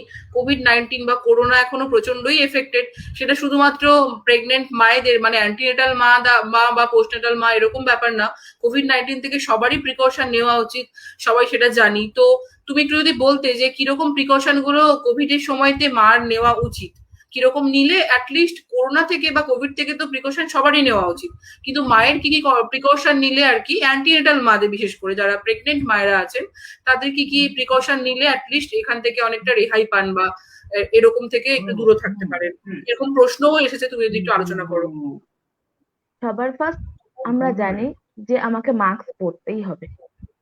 আমরা যদি মাস্ক খুলিও কিন্তু অ্যান্টিনেটাল মাকে এই সময় চেষ্টা করবে যে বাইরে বেশি না যাওয়ার, কারণ বাইরে সে যখন বাইরে যাবে বেশি লোকের সাথে মিশতে শুরু করবে, লোকের সাথে কথা বলবে, তখন কিন্তু প্রবলেম বাড়বে। তাই জন্য মাকে এই সময় দরকার ছাড়া কিন্তু মাকে বাইরে বেরোনো যাবে না সবার ফার্স্ট। হ্যাঁ, আমরা মনে করি যে মাকে আইসোলেশনটা খুব খারাপ, কিন্তু আমার মনে হয় যে কোভিড হ্যাঁ এর সময় আইসোলেশনটা খুব দরকারি, বিশেষ করে খুব মায়েদের। খুব দরকার, যতটা পারা যায় সেটাই আইসোলেট খুব থাকাটাই দরকার। ভালো। আর হ্যাঁ এই সময় প্রেগনেন্ট মায়েদের এখন অনেক রকম অনুষ্ঠান চলে, মানে নানা রকম ভাবে সেই অনুষ্ঠানগুলো থেকে যত লোকারণ্য হয় বা লোক বাড়ে, এটা কিন্তু ক্ষতি হয় মায়েদের, বরঞ্চ হ্যাঁ যতটা সম্ভব এটা আর অ্যাভয়েড করাই ভালো। আর সেফ ডিস্টেন্স তো মেনটেন করতেই হবে। আর আরেকটা বড় কথা, এই যে আমি বললাম যে বাইরে বেরোবেন না, অবশ্যই কিন্তু মায়ের যে ভিজিট ডক্টর দেখানো এটা কিন্তু আমার এই হ্যাঁ, পিরিয়ডে বন্ধ করলে চলবে না। আমাকে কোভিডও আমাকে মানতে হবে, আমাকে কিন্তু আমার বেবিকেও দেখতে হবে। তার জন্য আমাদের 4টে অ্যান্টিনাল ভিজিট থাকে, ডক্টর দেখানো প্রবলেম হোক না হোক। প্রেগনেন্সি পিরিয়ডে কিন্তু আমার এবং 4টে মায়েদের অ্যান্টিনাল টিকা ভিজিট করানো মাস্ট। থাকে, যেটা নিয়ে বললাম আগে। হ্যাঁ হ্যাঁ, আর কি কথা থাকে, যেসব বাড়িতে যদি কোনো অসুস্থ লোক থাকে একটু ডিস্টেন্স মেনটেন করা, যাতে তাদেরকে বুঝতে হবে যে আমার বৌমা, আমার বাড়ির মেয়ে প্রেগনেন্ট, আমি তার কাছে যাব না। যদি মা না বলতে, তার বাড়ির লোককে এটা বুঝতেই হবে। আর কি থাকে আমার, আর সবকিছু থাকে হচ্ছে আমাকে প্রপারলি আমাকে হ্যান্ড ওয়াশ করতেই হবে। আমাকে প্রপারলি হ্যান্ড ওয়াশ করতে হবে। তারপর আমাকে বেশি আসছে, আমি একটু বেশ স্নিজিং কাফিং থেকে নিজেকে ডিস্টেন্স মেনটেন রাখবো। আর নিজেকে বেশি ঠান্ডা আমি লাগাবো না। আমি অতিরিক্ত গরম পড়েছে আইসক্রিম খেয়ে নিচ্ছি না। যেটুকু হ্যাঁ খাবে, নিশ্চয়ই খাবে। এই তো 9টা মাস, এই প্রেগনেন্সি পিরিয়ডটা কমপ্লিট হয়ে গেলে তোমাকে তো কেউ বারণ করছে না। এই কটা মাসে জার্নিতে একটু সাবধানে থাকলে কিন্তু মা বেবি দুজনেই ভালো। আচ্ছা, ঠিক আছে। আচ্ছা, এর পরের স্লাইডটা একটু দেখাবেন। এবার আমরা আলোচনা করব অ্যান্টিনেটাল কেয়ার আর পোস্টনেটাল কেয়ার নিয়ে। তার আগে বলে রাখা ভালো, অ্যান্টিনেটাল ফেজ আমি আগেও বলেছি, অ্যান্টিনেটাল বলা হচ্ছে যে বিফোর বার্থ ফেজটাকে, যখন মারা প্রেগনেন্ট থাকছে তখন তাকে বলা হচ্ছে অ্যান্টিনেটাল মা বা অ্যান্টিনেটাল মাদার। আর যখন সেটা হয়ে যাচ্ছে মানে আফটার বার্থ ফেজটাকে বলা হচ্ছে পোস্টনেটাল মা বা পোস্টনেটাল মাদার। তো দিদি একটু বলবে মানে অ্যান্টিনেটাল সময়টাতে, অ্যান্টিনেটাল মা যখন প্রেগনেন্ট থাকছে সেই সময় তার কি করে টেক কেয়ার করা উচিত? কারণ মা যখন প্রেগনেন্ট থাকে তখনও কিন্তু অনেক রকম এক্সারসাইজ থাকে, এরকম প্রশ্নও এসেছে আমি দেখলাম এক্সারসাইজ নিয়ে সাধারণত। তো অনেকে মনে করে যে আমি প্রেগনেন্ট বা হয়তো মা প্রেগনেন্ট আছেন, তো কোনো রকম কোনো হাঁটাচলা করা যাবে না, একদমই বেড রেস্ট, এটাও তো একদম ঠিক না। কারণ প্রত্যেকেরই মিনিমাম ম্যাক্সিমাম একটা থাকে। তুমি যদি একটু বলো আর কি অ্যান্টিনেটাল কেয়ার নিয়ে, এই সময় কি কি করা উচিত মাকে বা এক্সারসাইজের? সবার ফার্স্ট থাকে আমার রেস্ট অ্যান্ড স্লিপ, একটা বিশ্রাম এবং একটা ঘুম। দিনে মিনিমাম আমাকে একটা 8 ঘন্টা ঘুমাতেই হবে। আর এক্সারসাইজ বলো আর বলো আমাকে করতে হবে, কারণ এক্সারসাইজ যদি আমি করি না, আমাদের যে পেলভিক একটা পোর্শন থাকে ফিমেল দের, ওই পেলভিক ফ্লোর থাকে, ওই পেলভিক ফ্লোরে আমার স্পেসটা অনেক বড় হয়। তার ফলে কি হয়, আমার বেবি আউট হতে সুবিধা হয়। আমি বসে যখন নর্মাল বসে ডেলিভারি আছি যেটা একটু আমার আগে কিন্তু প্রশ্ন, হ্যাঁ নর্মাল ডেলিভারি হতে কিন্তু সুবিধা নর্মাল হয়, এবং ডেলিভারি এখানে ক্ষেত্রে তো আমাদের আমার পজিশন গুলো সুবিধা হয়, দেখানো সম্ভব নয়, তাই স্লাইডে কিন্তু আমরা দেখানোর চেষ্টা করেছি একটু। দেখার চেষ্টা করেছি। তার ফলে আমাদের পেলভিক গ্রিপ থাকে, পেলভিক গ্রিপে আমার পেলভিক যে ফ্লোর, ওর কিন্তু আমার অনেক পেলভিক ফ্লোর যদি আমার প্রপারলি ঠিকঠাক হয় না, আমার নর্মাল ডেলিভারিতে কোনো প্রবলেম হয় না, আমার স্মুথলি নর্মাল ডেলিভারি হয়। তাই জন্য আমার থাকে রেস্ট অ্যান্ড স্লিপ, আমাকে প্রপারলি রেস্ট করতে হবে, প্রপারলি ঘুমাতে হবে। আর এই সময় কি করবো আমি, আমি পুরো বেড রেস্ট হবো না, কারণ যাদের ডক্টর রেস্ট্রিকশন থাকে তারা বেড রেস্ট হোক, দেন ওকে কোনো প্রবলেম নেই। কিন্তু যারা প্রপারলি থাকে না, তারা কিন্তু হালকা কাজ করতেই পারে, কোনো প্রবলেম নেই। এক্সেসিভ কাজ করতে হবে না, আর খুব ভারী কাজ না, কিন্তু হালকা কাজ সে করতেই পারে। হ্যাঁ, সে হয়তো হালকা কাজ মাটিতে করাই বসে কাজ ভালো। করতে পারছে না, কিন্তু সে দাঁড়িয়ে দাঁড়িয়ে কিন্তু ঘর গুছাতে পারে। হ্যাঁ, শুধু মাটিতে বসে তাতে রান্না মনটাও করতে ভালো পারছে না, থাকে। হ্যাঁ, তাতে তাদের মন ভালো মেন্টাল থাকে। কন্ডিশনটাও ভালো থাকে। একদমই। এটাই বেস্ট কথা। সে মিউজিক থেরাপি, হয়তো সে গান শুনছে, গান শুনতে শুনতে গিয়ে কিন্তু হ্যাঁ হয়তো সে করছে, সে বাইরে বসে দাঁড়িয়ে দাঁড়িয়ে কিন্তু সে চেয়ারে বসে বসে সবজিও কাটতে পারে। হ্যাঁ, এভাবে সে কিন্তু টুকটাক কাজ করতে, তার মন ভালো থাকবে, তার শরীরও ভালো থাকবে। অযথা বিছানায় এবং এই বসে গেলে না, স্টেজটাতে ডাক্তার দেখানো, হ্যাঁ বলো। হুম, আর বিছানায় বসে গেলে সবসময় তার একটা শরীরটা বলে যে আমি তো বসেই গেছি, সে পরে তার নিজে থেকে না কিছু করতে ইচ্ছে করবে না, এটা একটা প্রবলেম দেখা যায়। আমাকে ডক্টর বসে থাকতে বলেছে, তাকে নিচে নামাতে তুমি পারবে না আর, সে যেন পুরো বেডেই বসে গেছে। আর কি দেখা যায় আমার, কনস্টিপেশন, বলেছি কনস্টিপেশন একটা বিশাল প্রবলেম, তাই এই সময় মাকে প্লেন্টি অফ ফ্লুইডস, ভেজিটেবল, এগুলো বেশি করে খাওয়াতে হবে, রাফিজ ফুড খাওয়াতে হবে। আর কি থাকে আমার, আমার বাথরুম, যেন বাথরুম আমার খুব বেশি স্লিপারি না হয়। বাথরুমটা আমাকে মাদের বেশি কিন্তু বাথরুমেই পড়ে গিয়ে কিন্তু মিসক্যারেজ হয়। অ্যান্টিনেটাল কিংবা মা হাই যে হিল যাতে বাড়িতেই না থাকবে, পরে, হাই হিলটাও কিন্তু তাকে, খুব ইয়ে। হ্যাঁ, হাই হিল যেন সে না পড়ে। আর কি থাকে যেন আমার, এই সময় মেনলি আমাদের যেটাকে আমরা বলি কয়টাস বা সেক্স, এই সময় আমাদের মেনলি বলা হয় ফার্স্ট ফার্স্ট ট্রাইমেস্টারে আমরা সবসময় বলি হচ্ছে কয়টাস ইজ রেস্ট্রিক্টেড, সেক্স করা যাবে না। তার মানে কি বলবে সে করবে না, কিন্তু যত পরিমাণে যদি সেক্স সে বেশি করতে থাকে না, তাহলে কিন্তু আমার মিসক্যারেজ হওয়ার চান্সটা, কারণ একটা মেলামেনটা সদ্যজাত বন্ধ বাচ্চা, রাখাটাই ভালো, একটা সেটাই। বন্ধ রাখাটাই ভালো, এটাকে, ঠিক আছে। আর কি থাকে আমার, আমার হচ্ছে কি এই সময় মা যেন খুব বেশি টাইট জামা কাপড় না পরে, যেন মায়ের কোনো কিছু টাইট ডিসকমফোর্ট না জামা হয়, কাপড় বা সিনথেটিকের জামা কাপড়টা অ্যাভয়েড করাই ভালো। না পরে। কমফোর্টেবল আরে, যেগুলো সুতির জামা কাপড় পরা। হুম, আর মা যদি জার্নি করে না, মা ট্রেন জার্নি সবচেয়ে ভালো, কারণ ট্রেন জার্নিতে জার্কিং কম হয়। বাস হ্যাঁ, জার্নি বা ফ্লাইট কিন্তু এই সময় একটু অ্যাভয়েড করাটাই বেস্ট। আর কি থাকে, মেয়েদের হচ্ছে এই সময় একটা ব্রেস্টের ভীষণ চেঞ্জ দেখা যায়, মা যেন প্রপারলি ব্রেস্টের কেয়ার করে, কারণ এই সময় দেখা যায় যে ক্র্যাক নিপিল হতে শুরু করবে, ব্রেস্ট দিয়ে আমাদের কোলেস্টেরল সিক্রেশন হয়, যদি কোলেস্টেরল গুলো ক্লিন না করে না, ব্রেস্টে অটোমেটিক্যালি কোলেস্টেরল জমতে জমতে ব্রেস্টে আমার বিভিন্ন ডিসকমফোর্ট দেখা যায়। এগুলো আমাকে প্রপারলি দেখতে হবে। আর ফার্স্ট দেখতে হবে কি আমার, ও আগেই বলেছে আমার টিটি, আমার টিটেনাস টক্সয়েড যে ভ্যাকসিন থাকে আমার, এটা কিন্তু আমাকে নিতেই হবে, 4টে অ্যান্টিনাল ভিজিট আমাকে করতে হবে। আর আমার কি থাকে, এই সময় যেন কোনো মা সেলফ মেডিকেশন না করে, সেলফ মেডিকেশন যেন মা না করে, এটা হচ্ছে সবচেয়ে বড় মায়েদের কাছে আমাদের নার্স, আমাদের ডক্টরদের একটাই রিকোয়েস্ট, তুমি যেন কোনো সেলফ মেডিকেশন না করে। আর যে আচ্ছা দিদি, আয়রন, একটু ফলিক একটু অ্যাসিড, ডিস্টার্ব ক্যালসিয়াম, করছি। আমার মনে হয় তোমার ব্যাকগ্রাউন্ড থেকে কোনো একটা সাউন্ড আসছে, একটু কাইন্ডলি যদি ওই ব্যাক একটা করা যায়। আচ্ছা এবার ঠিক আছে প্রবলেম? হ্যাঁ হ্যাঁ হ্যাঁ, থ্যাংক ইউ, একদমই ঠিক আছে, ঠিক আছে, কন্টিনিউ করো, কন্টিনিউ করো। হুম, আর কি থাকে, আবার এই সময় আমাদের প্রত্যেকটা মাকে আয়রন, ফলিক অ্যাসিড আর ক্যালসিয়ামের ট্যাবলেট দেয়। ক্যালসিয়ামটা খেলে কিন্তু অনেক মায়ের বমি হয়, যার জন্য মায়েরা কিন্তু ক্যালসিয়াম খেতে চায় না। কিন্তু ক্যালসিয়াম যদি না খায়, তার কিন্তু বেবির ঠিকঠাক বোনের যে ডেভেলপমেন্ট, সেটা কিন্তু হবে না। আয়রন, ফলিক অ্যাসিড আর ক্যালসিয়াম কিন্তু আমাকে প্রপারলি খেতে দুটোই হবে, খুব দরকার মায়েদের, হ্যাঁ, কারণ দুটোই আমাদের প্রপারলি খেতে ইন্ডিয়াতে হবে। 98% মেয়েরাই কিন্তু অ্যানিমিয়া সাফার করে, সবাই নর্মালি অ্যানিমিয়াতে করে, আর সাফার যখন করে, প্রেগনেন্সিতে তো ওটা আরো বেশি ভাবেই এফেক্ট করে, এটা খুব দরকার। ওই জন্য যেমন আমি দিদি একটু আগেই ফার্স্টেই বলেছে, বলেছিলাম যে, আমাদের হিমোগ্লোবিনটা ঠিকঠাক রাখা এবং প্রেশার ঠিকঠাক হুম, রাখা। ওই জন্য মেয়েদের মিনিমাম সবসময় হিমোগ্লোবিন লেভেল অ্যাবাভ 10 হয়। কারণ যদি, আর কি হয়, কারণ আমাদের প্রেগনেন্সি পিরিয়ডে আমাদের প্রচুর পরিমাণে আমাদের ব্লাড লস হয়, তো তার যদি হিমোগ্লোবিন লেভেল ঠিকঠাক না থাকে, তারপরে ব্লাড লস হয়, মায়ে বেশি সাফার করবে, এটাই হচ্ছে কথা।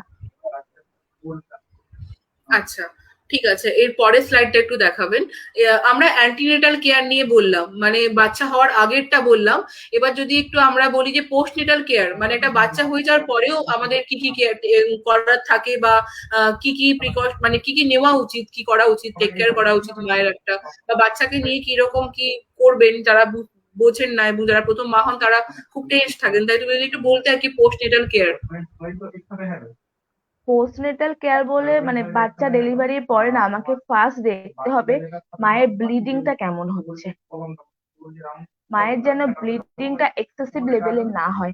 যদি এক্সেসিভ লেভেলে মায়ের ব্লিডিং হতে শুরু করে, তাহলে কিন্তু মা কিন্তু শকে পর্যন্ত চলে যেতে পারে। তাই জন্য ফার্স্ট আমাদের দেখা উচিত ডেলিভারির পরে মায়ের ব্লিডিংটা কেমন হচ্ছে, মা দিনে ঠিক কটা প্যাড চেঞ্জ করছে, দিনে 10টা প্যাড না দিনে 6টা প্যাড, এটা আমাকে সবার আগে ফার্স্ট দেখতে হবে। তারপরে কি দেখতে হবে, মায়ের ব্লাড প্রেশার, মায়ের পালস রেট, এগুলো কেমন আছে।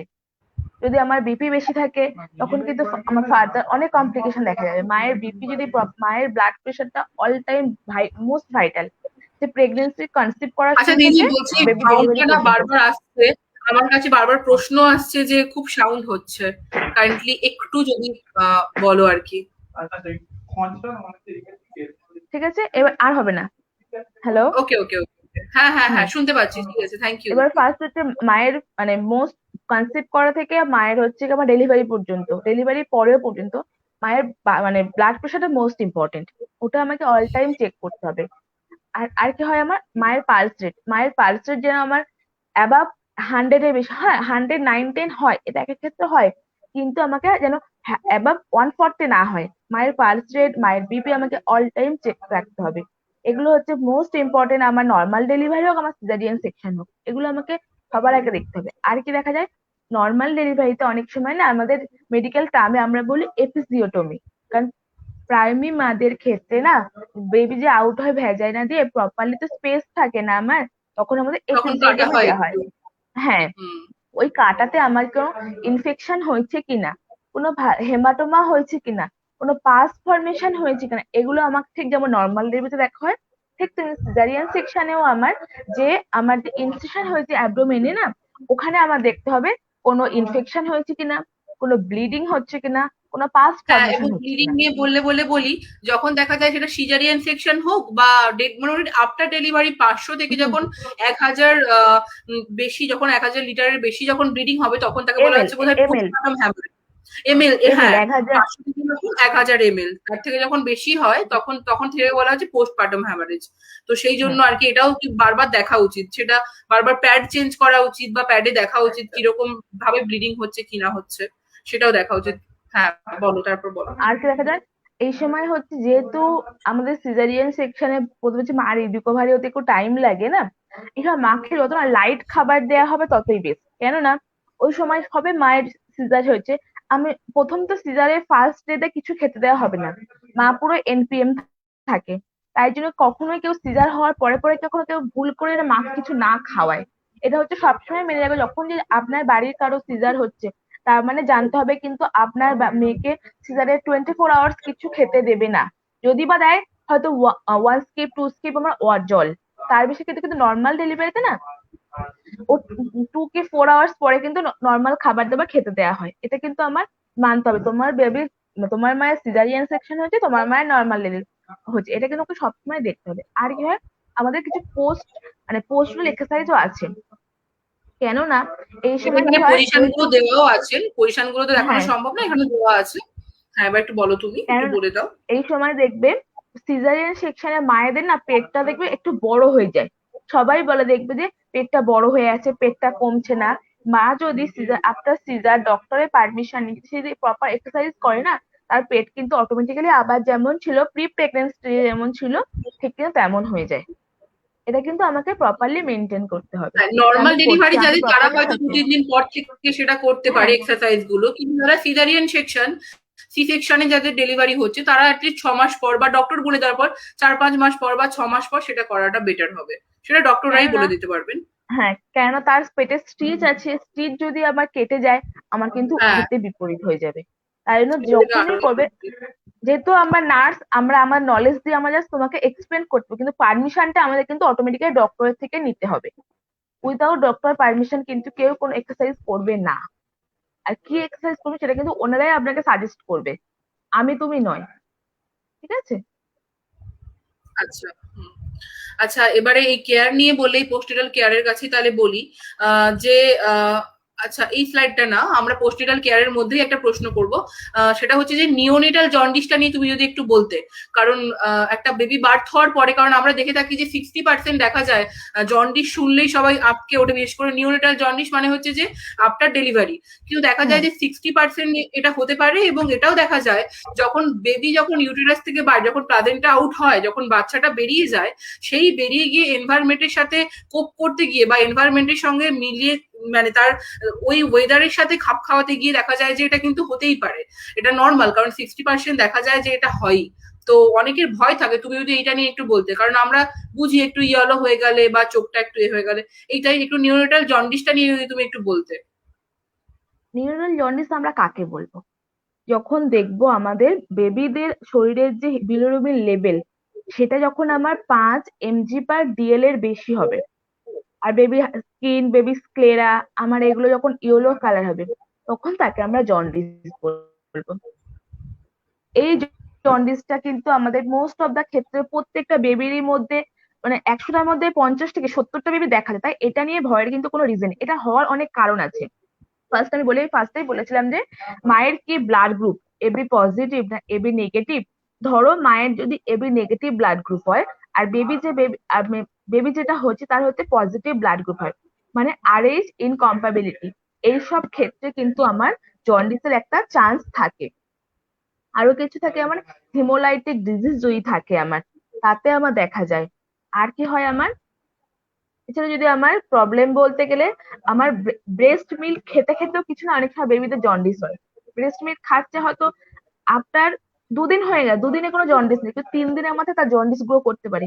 এগুলো নিয়ে ভয়ের কোনো কিন্তু রিজন নেই। আমরা যদি বেবিকে, আমরা বলি ফটোথেরাপি, এটা একটা টার্ম, যে বাচ্চাকে আমার নীল আলোর তলায় রাখা হয়েছে, যদি আমরা ওই বাচ্চাটাকে যদি আমরা ওই ফটোথেরাপিতে রাখি না, বেবি অটোমেটিক্যালি আমাদের বিলিরুবিন লেভেলটা অটোমেটিক্যালি ওই আলোতেই আমার কমে যাবে।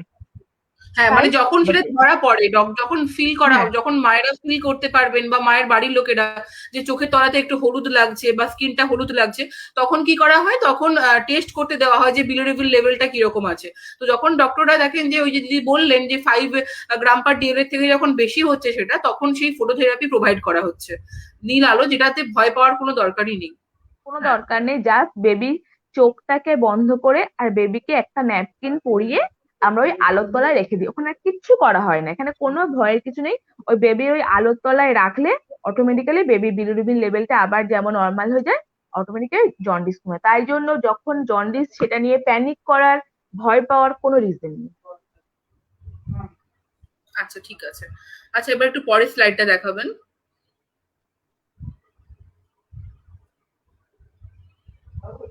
আচ্ছা, এত সময় ধরে আমরা সুস্বাস্থ্যভাবে বা স্বাস্থ্যসম্মতভাবে কি করে ডেলিভারি হয়, টিনেজ প্রেগনেন্সি, এইগুলো নিয়ে আলোচনা করেছি, বা স্মোকিং কতটা ক্ষতি করতে পারে বা কিভাবে ডেলিভারি হবে। এবার যদি তুমি একটু বলতে ফিডিং এর প্রসেসটা, তুমি যদি বলতে ফিডিং প্রসিডিওরটা, যে ব্রেস্ট ফিডিং করালে ভালো না বটল ফিডিং করালে ভালো, কারণ এখনকার দিনে সমস্ত মায়েরা চায় যে যাতে কোনো রকম বটল ফিডিং করাতে হয়, যাতে সেফ না নষ্ট হয়ে যায়, বা নর্মাল কিরকম ভাবে ফিডিংটা করাবে কি করাবে। এবং এর সঙ্গে যদি তুমি একটু এই সময় বলে দাও, প্রশ্নও আছে যে এই সময় কোভিড-19 এর সময়টাতে কিরকম ভাবে খাওয়ালে বাচ্চাকে, বা কি করলে যাতে এই প্রিকশনটা কি নেওয়া যায়, তুমি যদি একটু বলতে। ফার্স্টে তুমি একটু বলো যে ফিডিং প্রসিডিওরটা তুমি একটু বলো। ফিডিং প্রসিডিওরে সবার ফার্স্ট বেবিকে খাওয়ানোর আগে মায়েকে গরম জল দিয়ে, কটন দিয়ে বা কোনো ভালো পরিষ্কার কাপড় দিয়ে মায়ের নিপিলটাকে ক্লিন করতে হবে, এটা সবার ফার্স্ট। করার পরে মায়ের যে, আমাদের ব্রেস্টে যে অ্যারিওলা থাকে, যে কালো যে পোর্শনটা, নিপিল প্লাস ওই কালো পোর্শন যে গোটা, ওটাকে পুরোটাকে ক্লিন করা হবে। শুধু নিপিল কেন না, ওই যে কালো পোর্শনটা, ওই নিপিল প্লাস ওই অ্যারিওলা, এই দুটোই কিন্তু বাচ্চার মুখে যাবে, শুধুমাত্র নিপিলটা নয়। এটা সবার আগে জানতে হবে যে শুধু নিপিল নয়, নিপিল প্লাস অ্যারিওলা দুটোই কিন্তু বাচ্চার মুখে যাবে। তাই আমাকে দুটোই ক্লিন করাতে হবে। তারপরে কি করব, আমরা বাচ্চাকে খাওয়াবো কি করে? মা হয়তো বিছানায় শুলো, তার পাশে বাচ্চাকে শোয়ালো, বাচ্চার পিঠে একটা যেন আমাকে মানে বালিশ বলি বা ব্ল্যাঙ্কেট বলি, যাতে বাচ্চাটা মায়ের হাইটে উঠে যায়। আমি কি বলছি বুঝতে, একটা মা নর্মাল শুলো তো, কিন্তু নিচু থেকে বাচ্চার তো মুখটা তো নিপিল পর্যন্ত আসবে না, তাই জন্য একটা আমি যদি পিলোর উপর বাচ্চাকে শোয়াই, বাচ্চাটা অটোমেটিক্যালি উঁচু হয়ে যাবে, আর বাচ্চা মায়ের ব্রেস্ট পর্যন্ত মুখ পাবে। এটা একটা হতে পারে।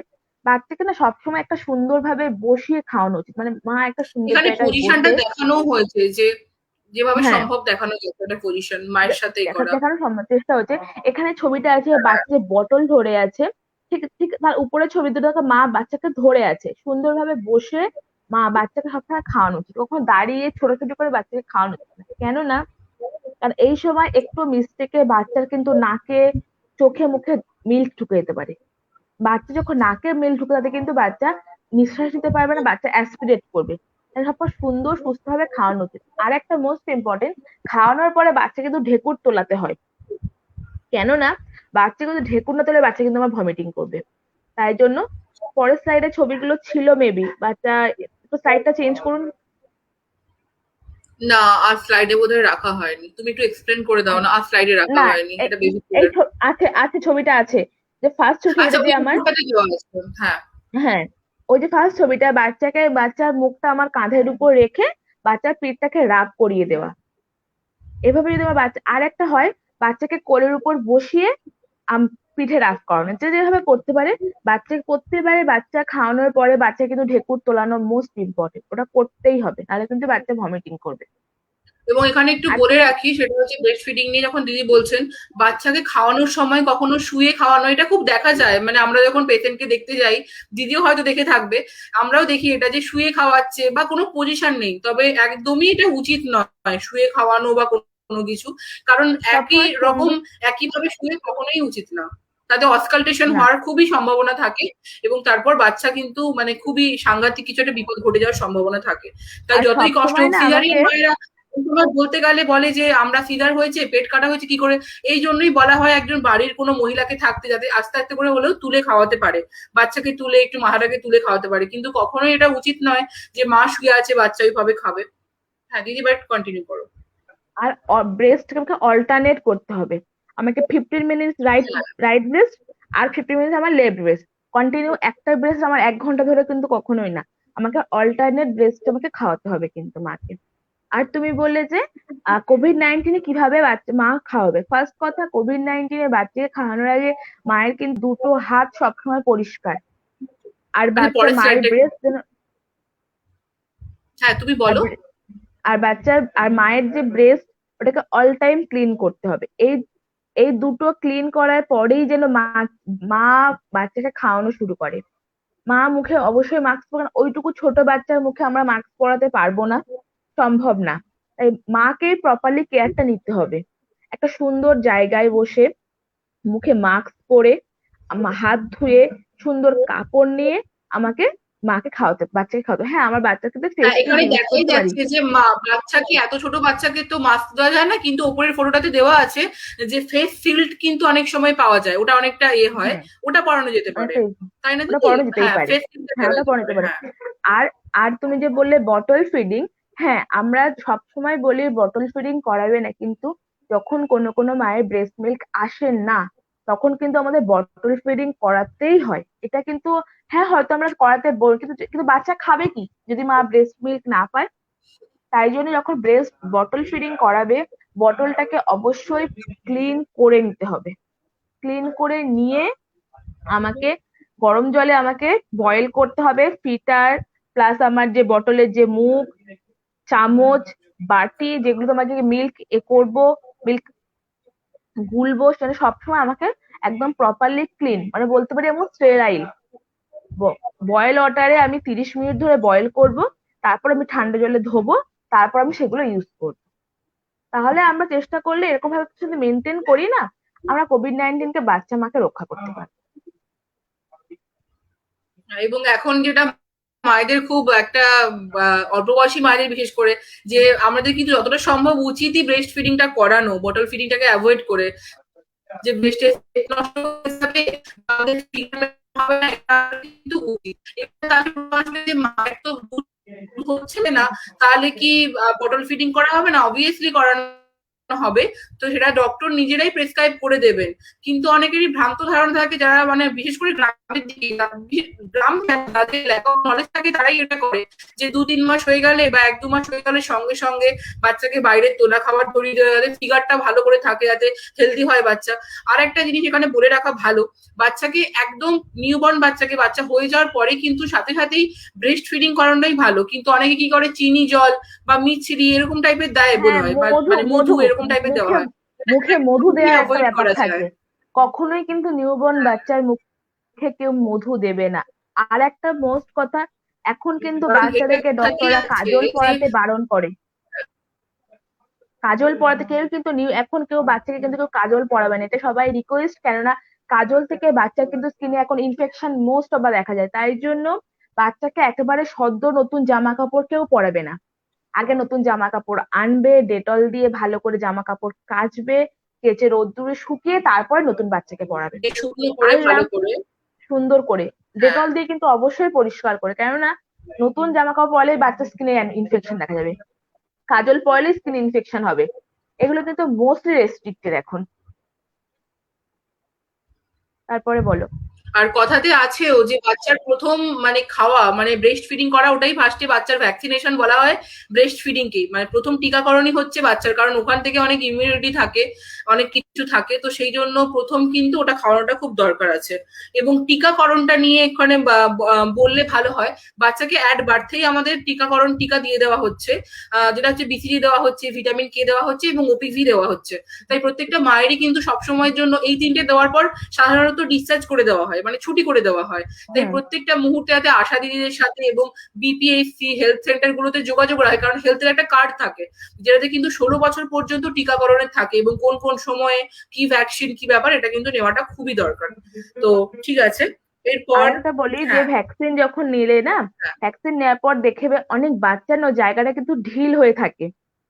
কেউ কিন্তু ভ্যাকসিন নিয়ে ফেরার পরে কেউ কিন্তু ওখানে কোনো তেল, কোনো গরম শেক কেউ দেবে না, ওখানে কিন্তু অনলি আইস কম্প্রেশন দেওয়া হয়, ঠান্ডা বরফ নিয়ে ওই জায়গাটা জাস্ট প্রেস করে থাকবে। ওই বাড়িতে এলো বেশ ডলে দিলাম, একটু তেল লাগালাম, এগুলো কিন্তু কেউ করবে না। এটা রিকোয়েস্ট প্রত্যেকটা নতুন মায়েদের কাছে, এটা আমাদের রিকোয়েস্ট বলতে পারি। নতুন বাচ্চা এই ভ্যাকসিন নেওয়ার পরে জ্বর আসবে, এটা স্বাভাবিক, কারণ একটা নতুন ফরেন বডি শরীরে গেছে, ওখানে কোনো তেল মালিশ, কোনো বরফটা দেওয়া যাবে কিন্তু আর কিছু দেওয়া যাবে না, কোনো ক্রিম, কোনো অয়েন্টমেন্ট, কিচ্ছু না। আর বাচ্চা আমাকে সবসময় মেনটেন করতে, বাচ্চার কিছু আমার কেয়ার থাকে। নতুন একটা বাচ্চা আমার কাছে এসছে, বাচ্চা যেমন আই কেয়ার, আমাকে বাচ্চা চোখের যত্ন নিতে হবে, আমার চোখটাকে সুন্দর কটনে, আমাকে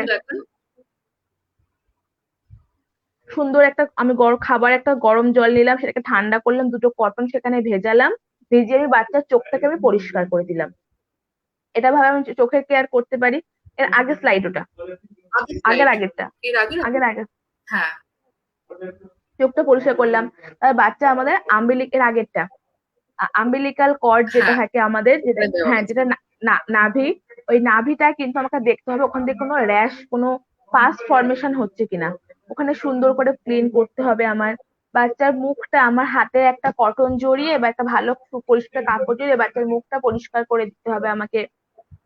বাচ্চাকে আমাকে একটা টেম্পারেচার মেনটেন করাতে হবে, জানি বাচ্চাকে আমি অল টাইম খুলে রেখে দিলাম, খুব গরম পড়েছে আমি বাচ্চা সমস্ত ড্রেস খুললাম না, এতে বাচ্চা ঠান্ডা লেগে আমার হাইপোথার্মিয়া হবে, এতে আমার আরো বিপদ বাড়বে। তাই জন্য আমাকে সবসময় একটা, একটা হালকা পাতলা জামা কাপড় পরিয়ে যাতে বাচ্চা আমাকে ঠান্ডা না লাগে। আমি ভালো করে স্কিন কেয়ার করব যাতে বাচ্চার স্কিনে কোনো ইনফেকশন না হয়। চোখটা পরিষ্কার করলাম ভালো সুন্দর কাপড় দিয়ে, মুখ পরিষ্কার করলাম, এইভাবে কিন্তু আমাকে করে সত্যি কথা বাচ্চাকে আমাকে যত্ন করে রাখতে হবে। আচ্ছা ঠিক আছে। আচ্ছা এবার লাস্টের স্লাইডটা একটু দেখাবেন, এটা আছে পোস্ট রিপ্রোডাক্টিভ ফেজ নিয়ে যদি একটু আলোচনা করতে, লাস্টের স্লাইডটা একটু দেখাবেন। পোস্ট রিপ্রোডাক্টিভ ফেজটা কি বা এই সময় কি প্রবলেম হয়, তুমি এটা নিয়ে একটু আলোচনা করতে। পোস্ট রিপ্রোডাক্টিভ ওমেন মানে আমি কি বলবো এটাতে, যাদের রিপ্রোডাকশন পিরিয়ড আমার কমপ্লিট। রিপ্রোডাকশন পিরিয়ড কখন কমপ্লিট হয়? যখন আমাদের পিরিয়ড মানে আমাদের মেনস্ট্রুয়াল সাইকেল আমাদের বন্ধ হয়। মেনস্ট্রুয়াল সাইকেল বন্ধ হওয়া মানে আমাদের মেনোপজ স্টার্ট। আমরা প্রেগনেন্ট যে পিরিয়ডস আমাদের বন্ধ হয়ে গেলে এটাকে আমরা বলি মেনোপজ স্টার্ট হলো। তার মানে আমাদের অ্যাবাভ 45 এর ওপরে যাদের আমাদের মেনোপজ স্টার্ট হয়ে গেছে তাদেরকে আমরা পোস্ট রিপ্রোডাক্টিভ ওমেন বলবো। এবার বলতে পারি মেনোপজে কি হয়। আমাদের নর্মালি রিপ্রোডাকশন পিরিয়ডে আমাদের হিউম্যান মানে ফিমেল ওভারি থেকে আমাদের যে পরিমাণে হরমোন আমাদের সিক্রেশন হয়, এই মেনোপজে আমার সেই পরিমাণে হরমোন আমার সিক্রেশন হবে না, কারণ আমাদের মেনস্ট্রুয়াল সাইকেল অটোমেটিক্যালি বন্ধ। তাই জন্য আমাদের যে ওভাম থেকে যে এগ বেরোয়, এগ রিলিজ হয় সেটা তো হবে না। তাই জন্য আমাদের কি হয়, আমাদের ওভাম থেকে আমাদের যে পরিমাণে হরমোন সিক্রেশন হয় মেনোপজ স্টার্ট হয়ে গেলে সেখানে আর আমাদের হরমোন সিক্রেশন হয় না। তাই অ্যাবভ 45 যাদের মেনোপজ স্টার্ট তারা কিন্তু ফার্দার আর মা হতে পারে না। হ্যাঁ, এবার বলতে পারো যে অনেক সারোগেসি আছে এখন নতুন অনেক উন্নত, সেটা আলাদা ব্যাপার। আমরা নর্মাল ওয়েতে বলছি অ্যাবভ 45 মেনোপজ স্টার্ট হয়ে গেলে আমাদের মারা প্রেগনেন্ট হতে পারে না। এদেরকে আমরা বলি পোস্ট রিপ্রোডাক্টিভ হেলথ। এই যে মেনোপজ স্টার্ট হয়ে গেল না, এরপরে কিন্তু মায়েদের অনেক কমপ্লিকেশন দেখা যায়। আমাদের নাইট সোয়েটিং হয়, মুড সুইং হয়, আমাদের অ্যাংজাইটি হয়, ব্লাড প্রেশার বেড়ে যায়, বিভিন্ন গাইনোকোলজিক্যাল প্রবলেম স্টার্ট হয়। এগুলো হচ্ছে আমাদের পোস্ট রিপ্রোডাক্টিভ পিরিয়ডের মোস্ট কমন। আর একটা সবসময় না একটা গরম গরম ভাব, একটা হট ফ্ল্যাশেস এটা আমাদের ফিল করতে পারে যাদের পোস্ট রিপ্রোডাক্টিভ মেনোপজ ওমেনরা। আচ্ছা, আমরা অনুষ্ঠানের অনেকটাই শেষে চলে এসেছি এবং আমাদের হাতে খুব কম সময় আছে, অনেক প্রশ্ন আছে। তো সব প্রশ্ন হয়তো আমরা নিতে পারবো না, কিন্তু অর্পিতা মন্ডল ম্যাডাম এবং দোয়েল দাশগুপ্ত ম্যাডাম, উনি দুজন ম্যাডাম একই প্রশ্ন করেছে। এই প্রশ্নটা একটু যদি বলতে, সেটা হচ্ছে যে মানে প্রেগনেন্সি পিরিয়ডে যদি করোনা এফেক্টেড হয়, করোনা মানে কোভিড পজিটিভ হয়, তখন কি কি সমস্যা হতে পারে বা সেই সময় কি করা উচিত আর কি, যদি একটু বলতে। প্রেগনেন্সি পিরিয়ডে করোনা এফেক্ট হয়নি কিন্তু এটা বলবো না, অবশ্যই হয়েছে। সেই সময়টা আমাদের না পুরোটাই আমি বলেছি আমরা নার্স, আমাদেরকে ডক্টরের পারমিশন নিয়ে চলতে হয়। ফার্স্ট কথা আমাদের মাকে আমরা আইসোলেশন করে রাখি যাতে মা মা কারো এতে না আসতে পারে। হ্যাঁ, মায়ের সাথে সাথে বেবির কিন্তু রিস্ক আছেই, তাই বলে মা করোনা এফেক্ট বলে যে বেবি করোনা এফেক্ট কিন্তু এরকম কোনো ব্যাপার নয়। এটা একদমই, কিন্তু কারণ আমরা হয় না। এরকম ফিল্ডে পেয়েছি যে যদি পেয়েছি। ঠিকঠাক ভাবে ডেলিভারি করা যায়, বাচ্চা কিন্তু পুরোপুরি সুস্থ, এবং বাচ্চাকে তখন আলাদাভাবে রাখা হচ্ছে, মাকে রাখা হচ্ছে। আর একটা কথা বলাটা খুব দরকার, যেটা হচ্ছে যে যদি ধরা গেল যে মার হয়তো অনেক মানে ডেট পুরো এগিয়ে এসেছে বা মা প্রেগনেন্ট, হ্যাঁ, এটা কিন্তু যদি পুরোপুরি প্রপার টার্মিনেশন আমার করানো যায় না। টার্মিনেশন কিন্তু করার দরকারও নেই বা যায়ও না, যে না প্রেগনেন্ট আর কোভিড পজিটিভ, টার্মিনেশনের কোনো প্রশ্ন কিন্তু ওঠে না। হ্যাঁ, ওঠে না। আর কোনো প্রশ্ন আছে? আচ্ছা ঠিক আছে, আর একটু আমি দেখে নিচ্ছি প্রশ্নগুলো। আচ্ছা, আরেকজন দোয়েল দাশগুপ্ত ম্যাডাম একটা প্রশ্ন করেছেন, পোস্টপার্টাম ম্যাটেরিয়াল কেয়ার কিভাবে নেওয়া উচিত? পোস্টপার্টাম ম্যাটেরিয়াল কেয়ারে আমাকে ফার্স্ট বলেছি আমি যে আমাকে ব্লিডিংটা দেখতে হবে। কিভাবে কেয়ার নেব, আমাকে মায়ের ব্লিডিং দেখতে হবে, যে মায়ের ব্লিডিং, মা দিনে কটা প্যাড চেঞ্জ করছে। আমাদের মেনলি না ডেলিভারি 15 ডেজ পরে কিন্তু আমাদের পিরিয়ডসটা, যেটা যে আমরা বলি লোকিয়া, আমরা পোস্টপার্টাম যে ব্লিডিং ওটাকে আমরা লোকিয়া বলি। লোকিয়াটা মোটামুটি 15 দিন পরে কিন্তু আমার হ্যাঁ, বন্ধ হয়ে যায়। এটা আস্তে আস্তে গন্ধ থাকে। আর ওটা আস্তে আস্তে একটা হুম। গন্ধ থাকে। ওই আমাকে লোকিয়াটা দেখতে হবে ঠিক কতটা হচ্ছে আমার, যে আমি দিনে কটা প্যাড চেঞ্জ করছি। এটা আমাকে কিন্তু মোস্ট ইম্পর্টেন্ট, এটা আমাকে দেখতেই হবে ফার্স্ট। তারপরে কি থাকে আমি বলেছিলাম যে যাদের নর্মাল মা থাকে ওদেরকে আমাদের যে এপিসিওটমি যে জায়গাটা, ওই জায়গাটায় কিন্তু আমাকে প্রপার ওয়েতে ক্লিন করতে হবে। ক্লিন মানে আমি হয়তো জায়গাটায় একটু পরিষ্কার বিটাডিন দিয়ে আমি জায়গাটা ক্লিন করলাম বা স্টেরাইল ওয়াটার দিয়ে ক্লিন করলাম। তারপরে আমি একটু কোনো গরম সেক আমি দেবো না, কারণ গরম সেক দিলে কিন্তু আমার স্টিচের যে সেলাইটা সুতরা ওটা কিন্তু আমার গলে যেতে পারে। আমি কিন্তু গরম সেক দেবো না, ওখানে আমি স্টেরাইল ওয়াটার বা আমি দিয়ে বিটাডিন দিয়ে জায়গাটা ক্লিন করব, করে আমি ওখানে আমি অয়েন্টমেন্ট দেবো। আর সিজারের ক্ষেত্রে কি হয়, সিজারের ক্ষেত্রে ড্রেসিংটা আমার হসপিটালেই হয়ে যায় কিন্তু। এটা আমার হচ্ছে মানে পোস্টাল কেয়ারে এটা বড়। ব্লিডিং দেখতে হবে, আমাকে স্টিচের জায়গা দেখতে হবে, মাকে আমাকে লাইট খাবার দাবার খাওয়াতে হবে, কোনো এক্সেসিভ তেল ঝাল মশলা যাতে মায়ের যেন কোনোভাবে ডায়রিয়া না ফর্ম করে। আর হচ্ছে মায়ের দেখতে হবে মায়ের প্রপারলি ইউরিন আউটপুট হচ্ছে কিনা, কারণ এই সময় ইউরিন আউটপুট কিন্তু মোস্ট ভাইটাল। যদি আমার ব্লিডিং এক্সেসিভ হয় আমাকে ইউরিন আউটপুট কমে যাবে। তাই আমাকে ইউরিন আউটপুট যেমন দেখতে হবে, তখন আমাকে দেখতে হবে ব্লাড প্রেশার ঠিক আছে কিনা। এগুলো একটার সাথে একটা রিলেটেড। আমাকে পোস্টাল কেয়ারে মাকে খুব কেয়ারফুলি অবজার্ভ করতে হয়। মানে আমার সিজার সি সেকশনের মাদের আমাকে 6 ঘন্টা আমাকে কেয়ারফুলি অবজার্ভ করতে হয়, আর আমার নর্মাল ডেলিভারি মাদের আমাদের 2 আওয়ার খুব ভালোভাবে অবজার্ভ করতে হয়। আর কি করতে হয় আমাকে, মাকে আমাকে প্রপার ভাবে খাওয়া দাওয়া করাতে হবে, মাকে বেবি কেয়ার মায়ের কেয়ার করতে হবে।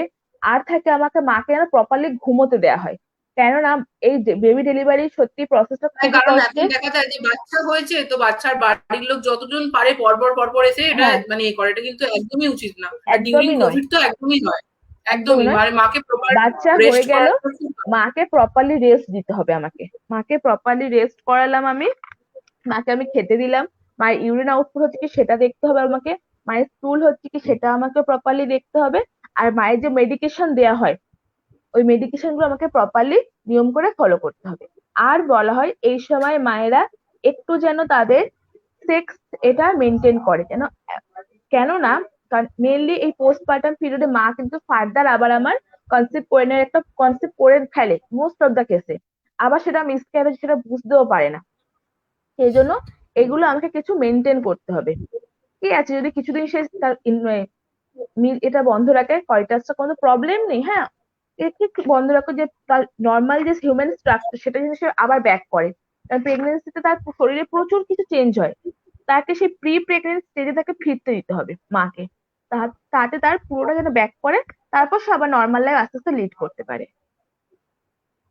আচ্ছা, এবার আমি লাস্ট প্রশ্ন নেব। প্রশ্ন অনেক আছে কিন্তু আমাদের সময় একদম শেষ, তাই আমি লাস্ট একটা প্রশ্ন নিয়ে নিচ্ছি সৌমিদে ম্যাডামের থেকে। উনি বলেছেন যে ডায়াবেটিস প্রেগনেন্ট উইমেনদের কি কি রিস্ক হতে পারে ডেলিভারির সময়?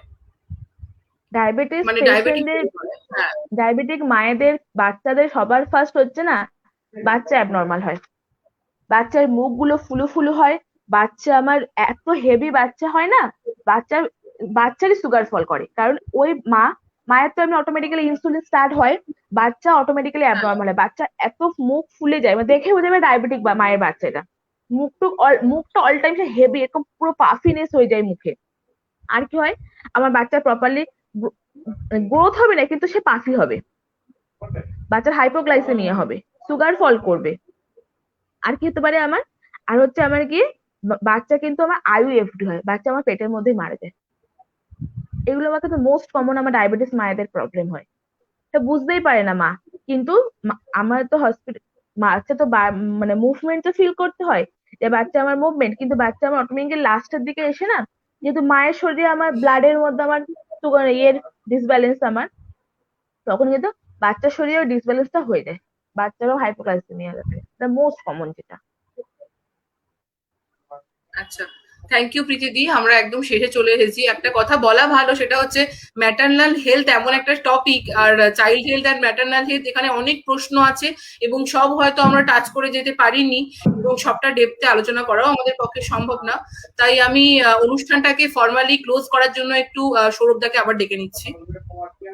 এবং থ্যাংক ইউ প্রীতিদি, থ্যাংক ইউ সো মাচ।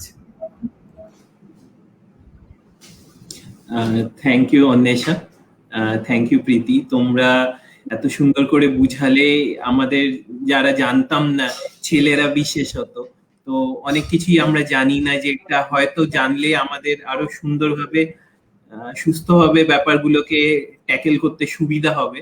তো সেই জন্য থ্যাংক ইউ তোমাদের এত মানে সুন্দর বিশ্লেষণ দেওয়ার জন্য, আর ছবিগুলো দেখিয়ে আমাদের বোঝানোর জন্য।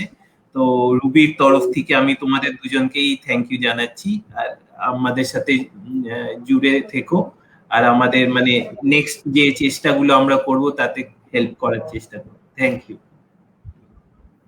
শুভরাত্রি। শুভরাত্রি।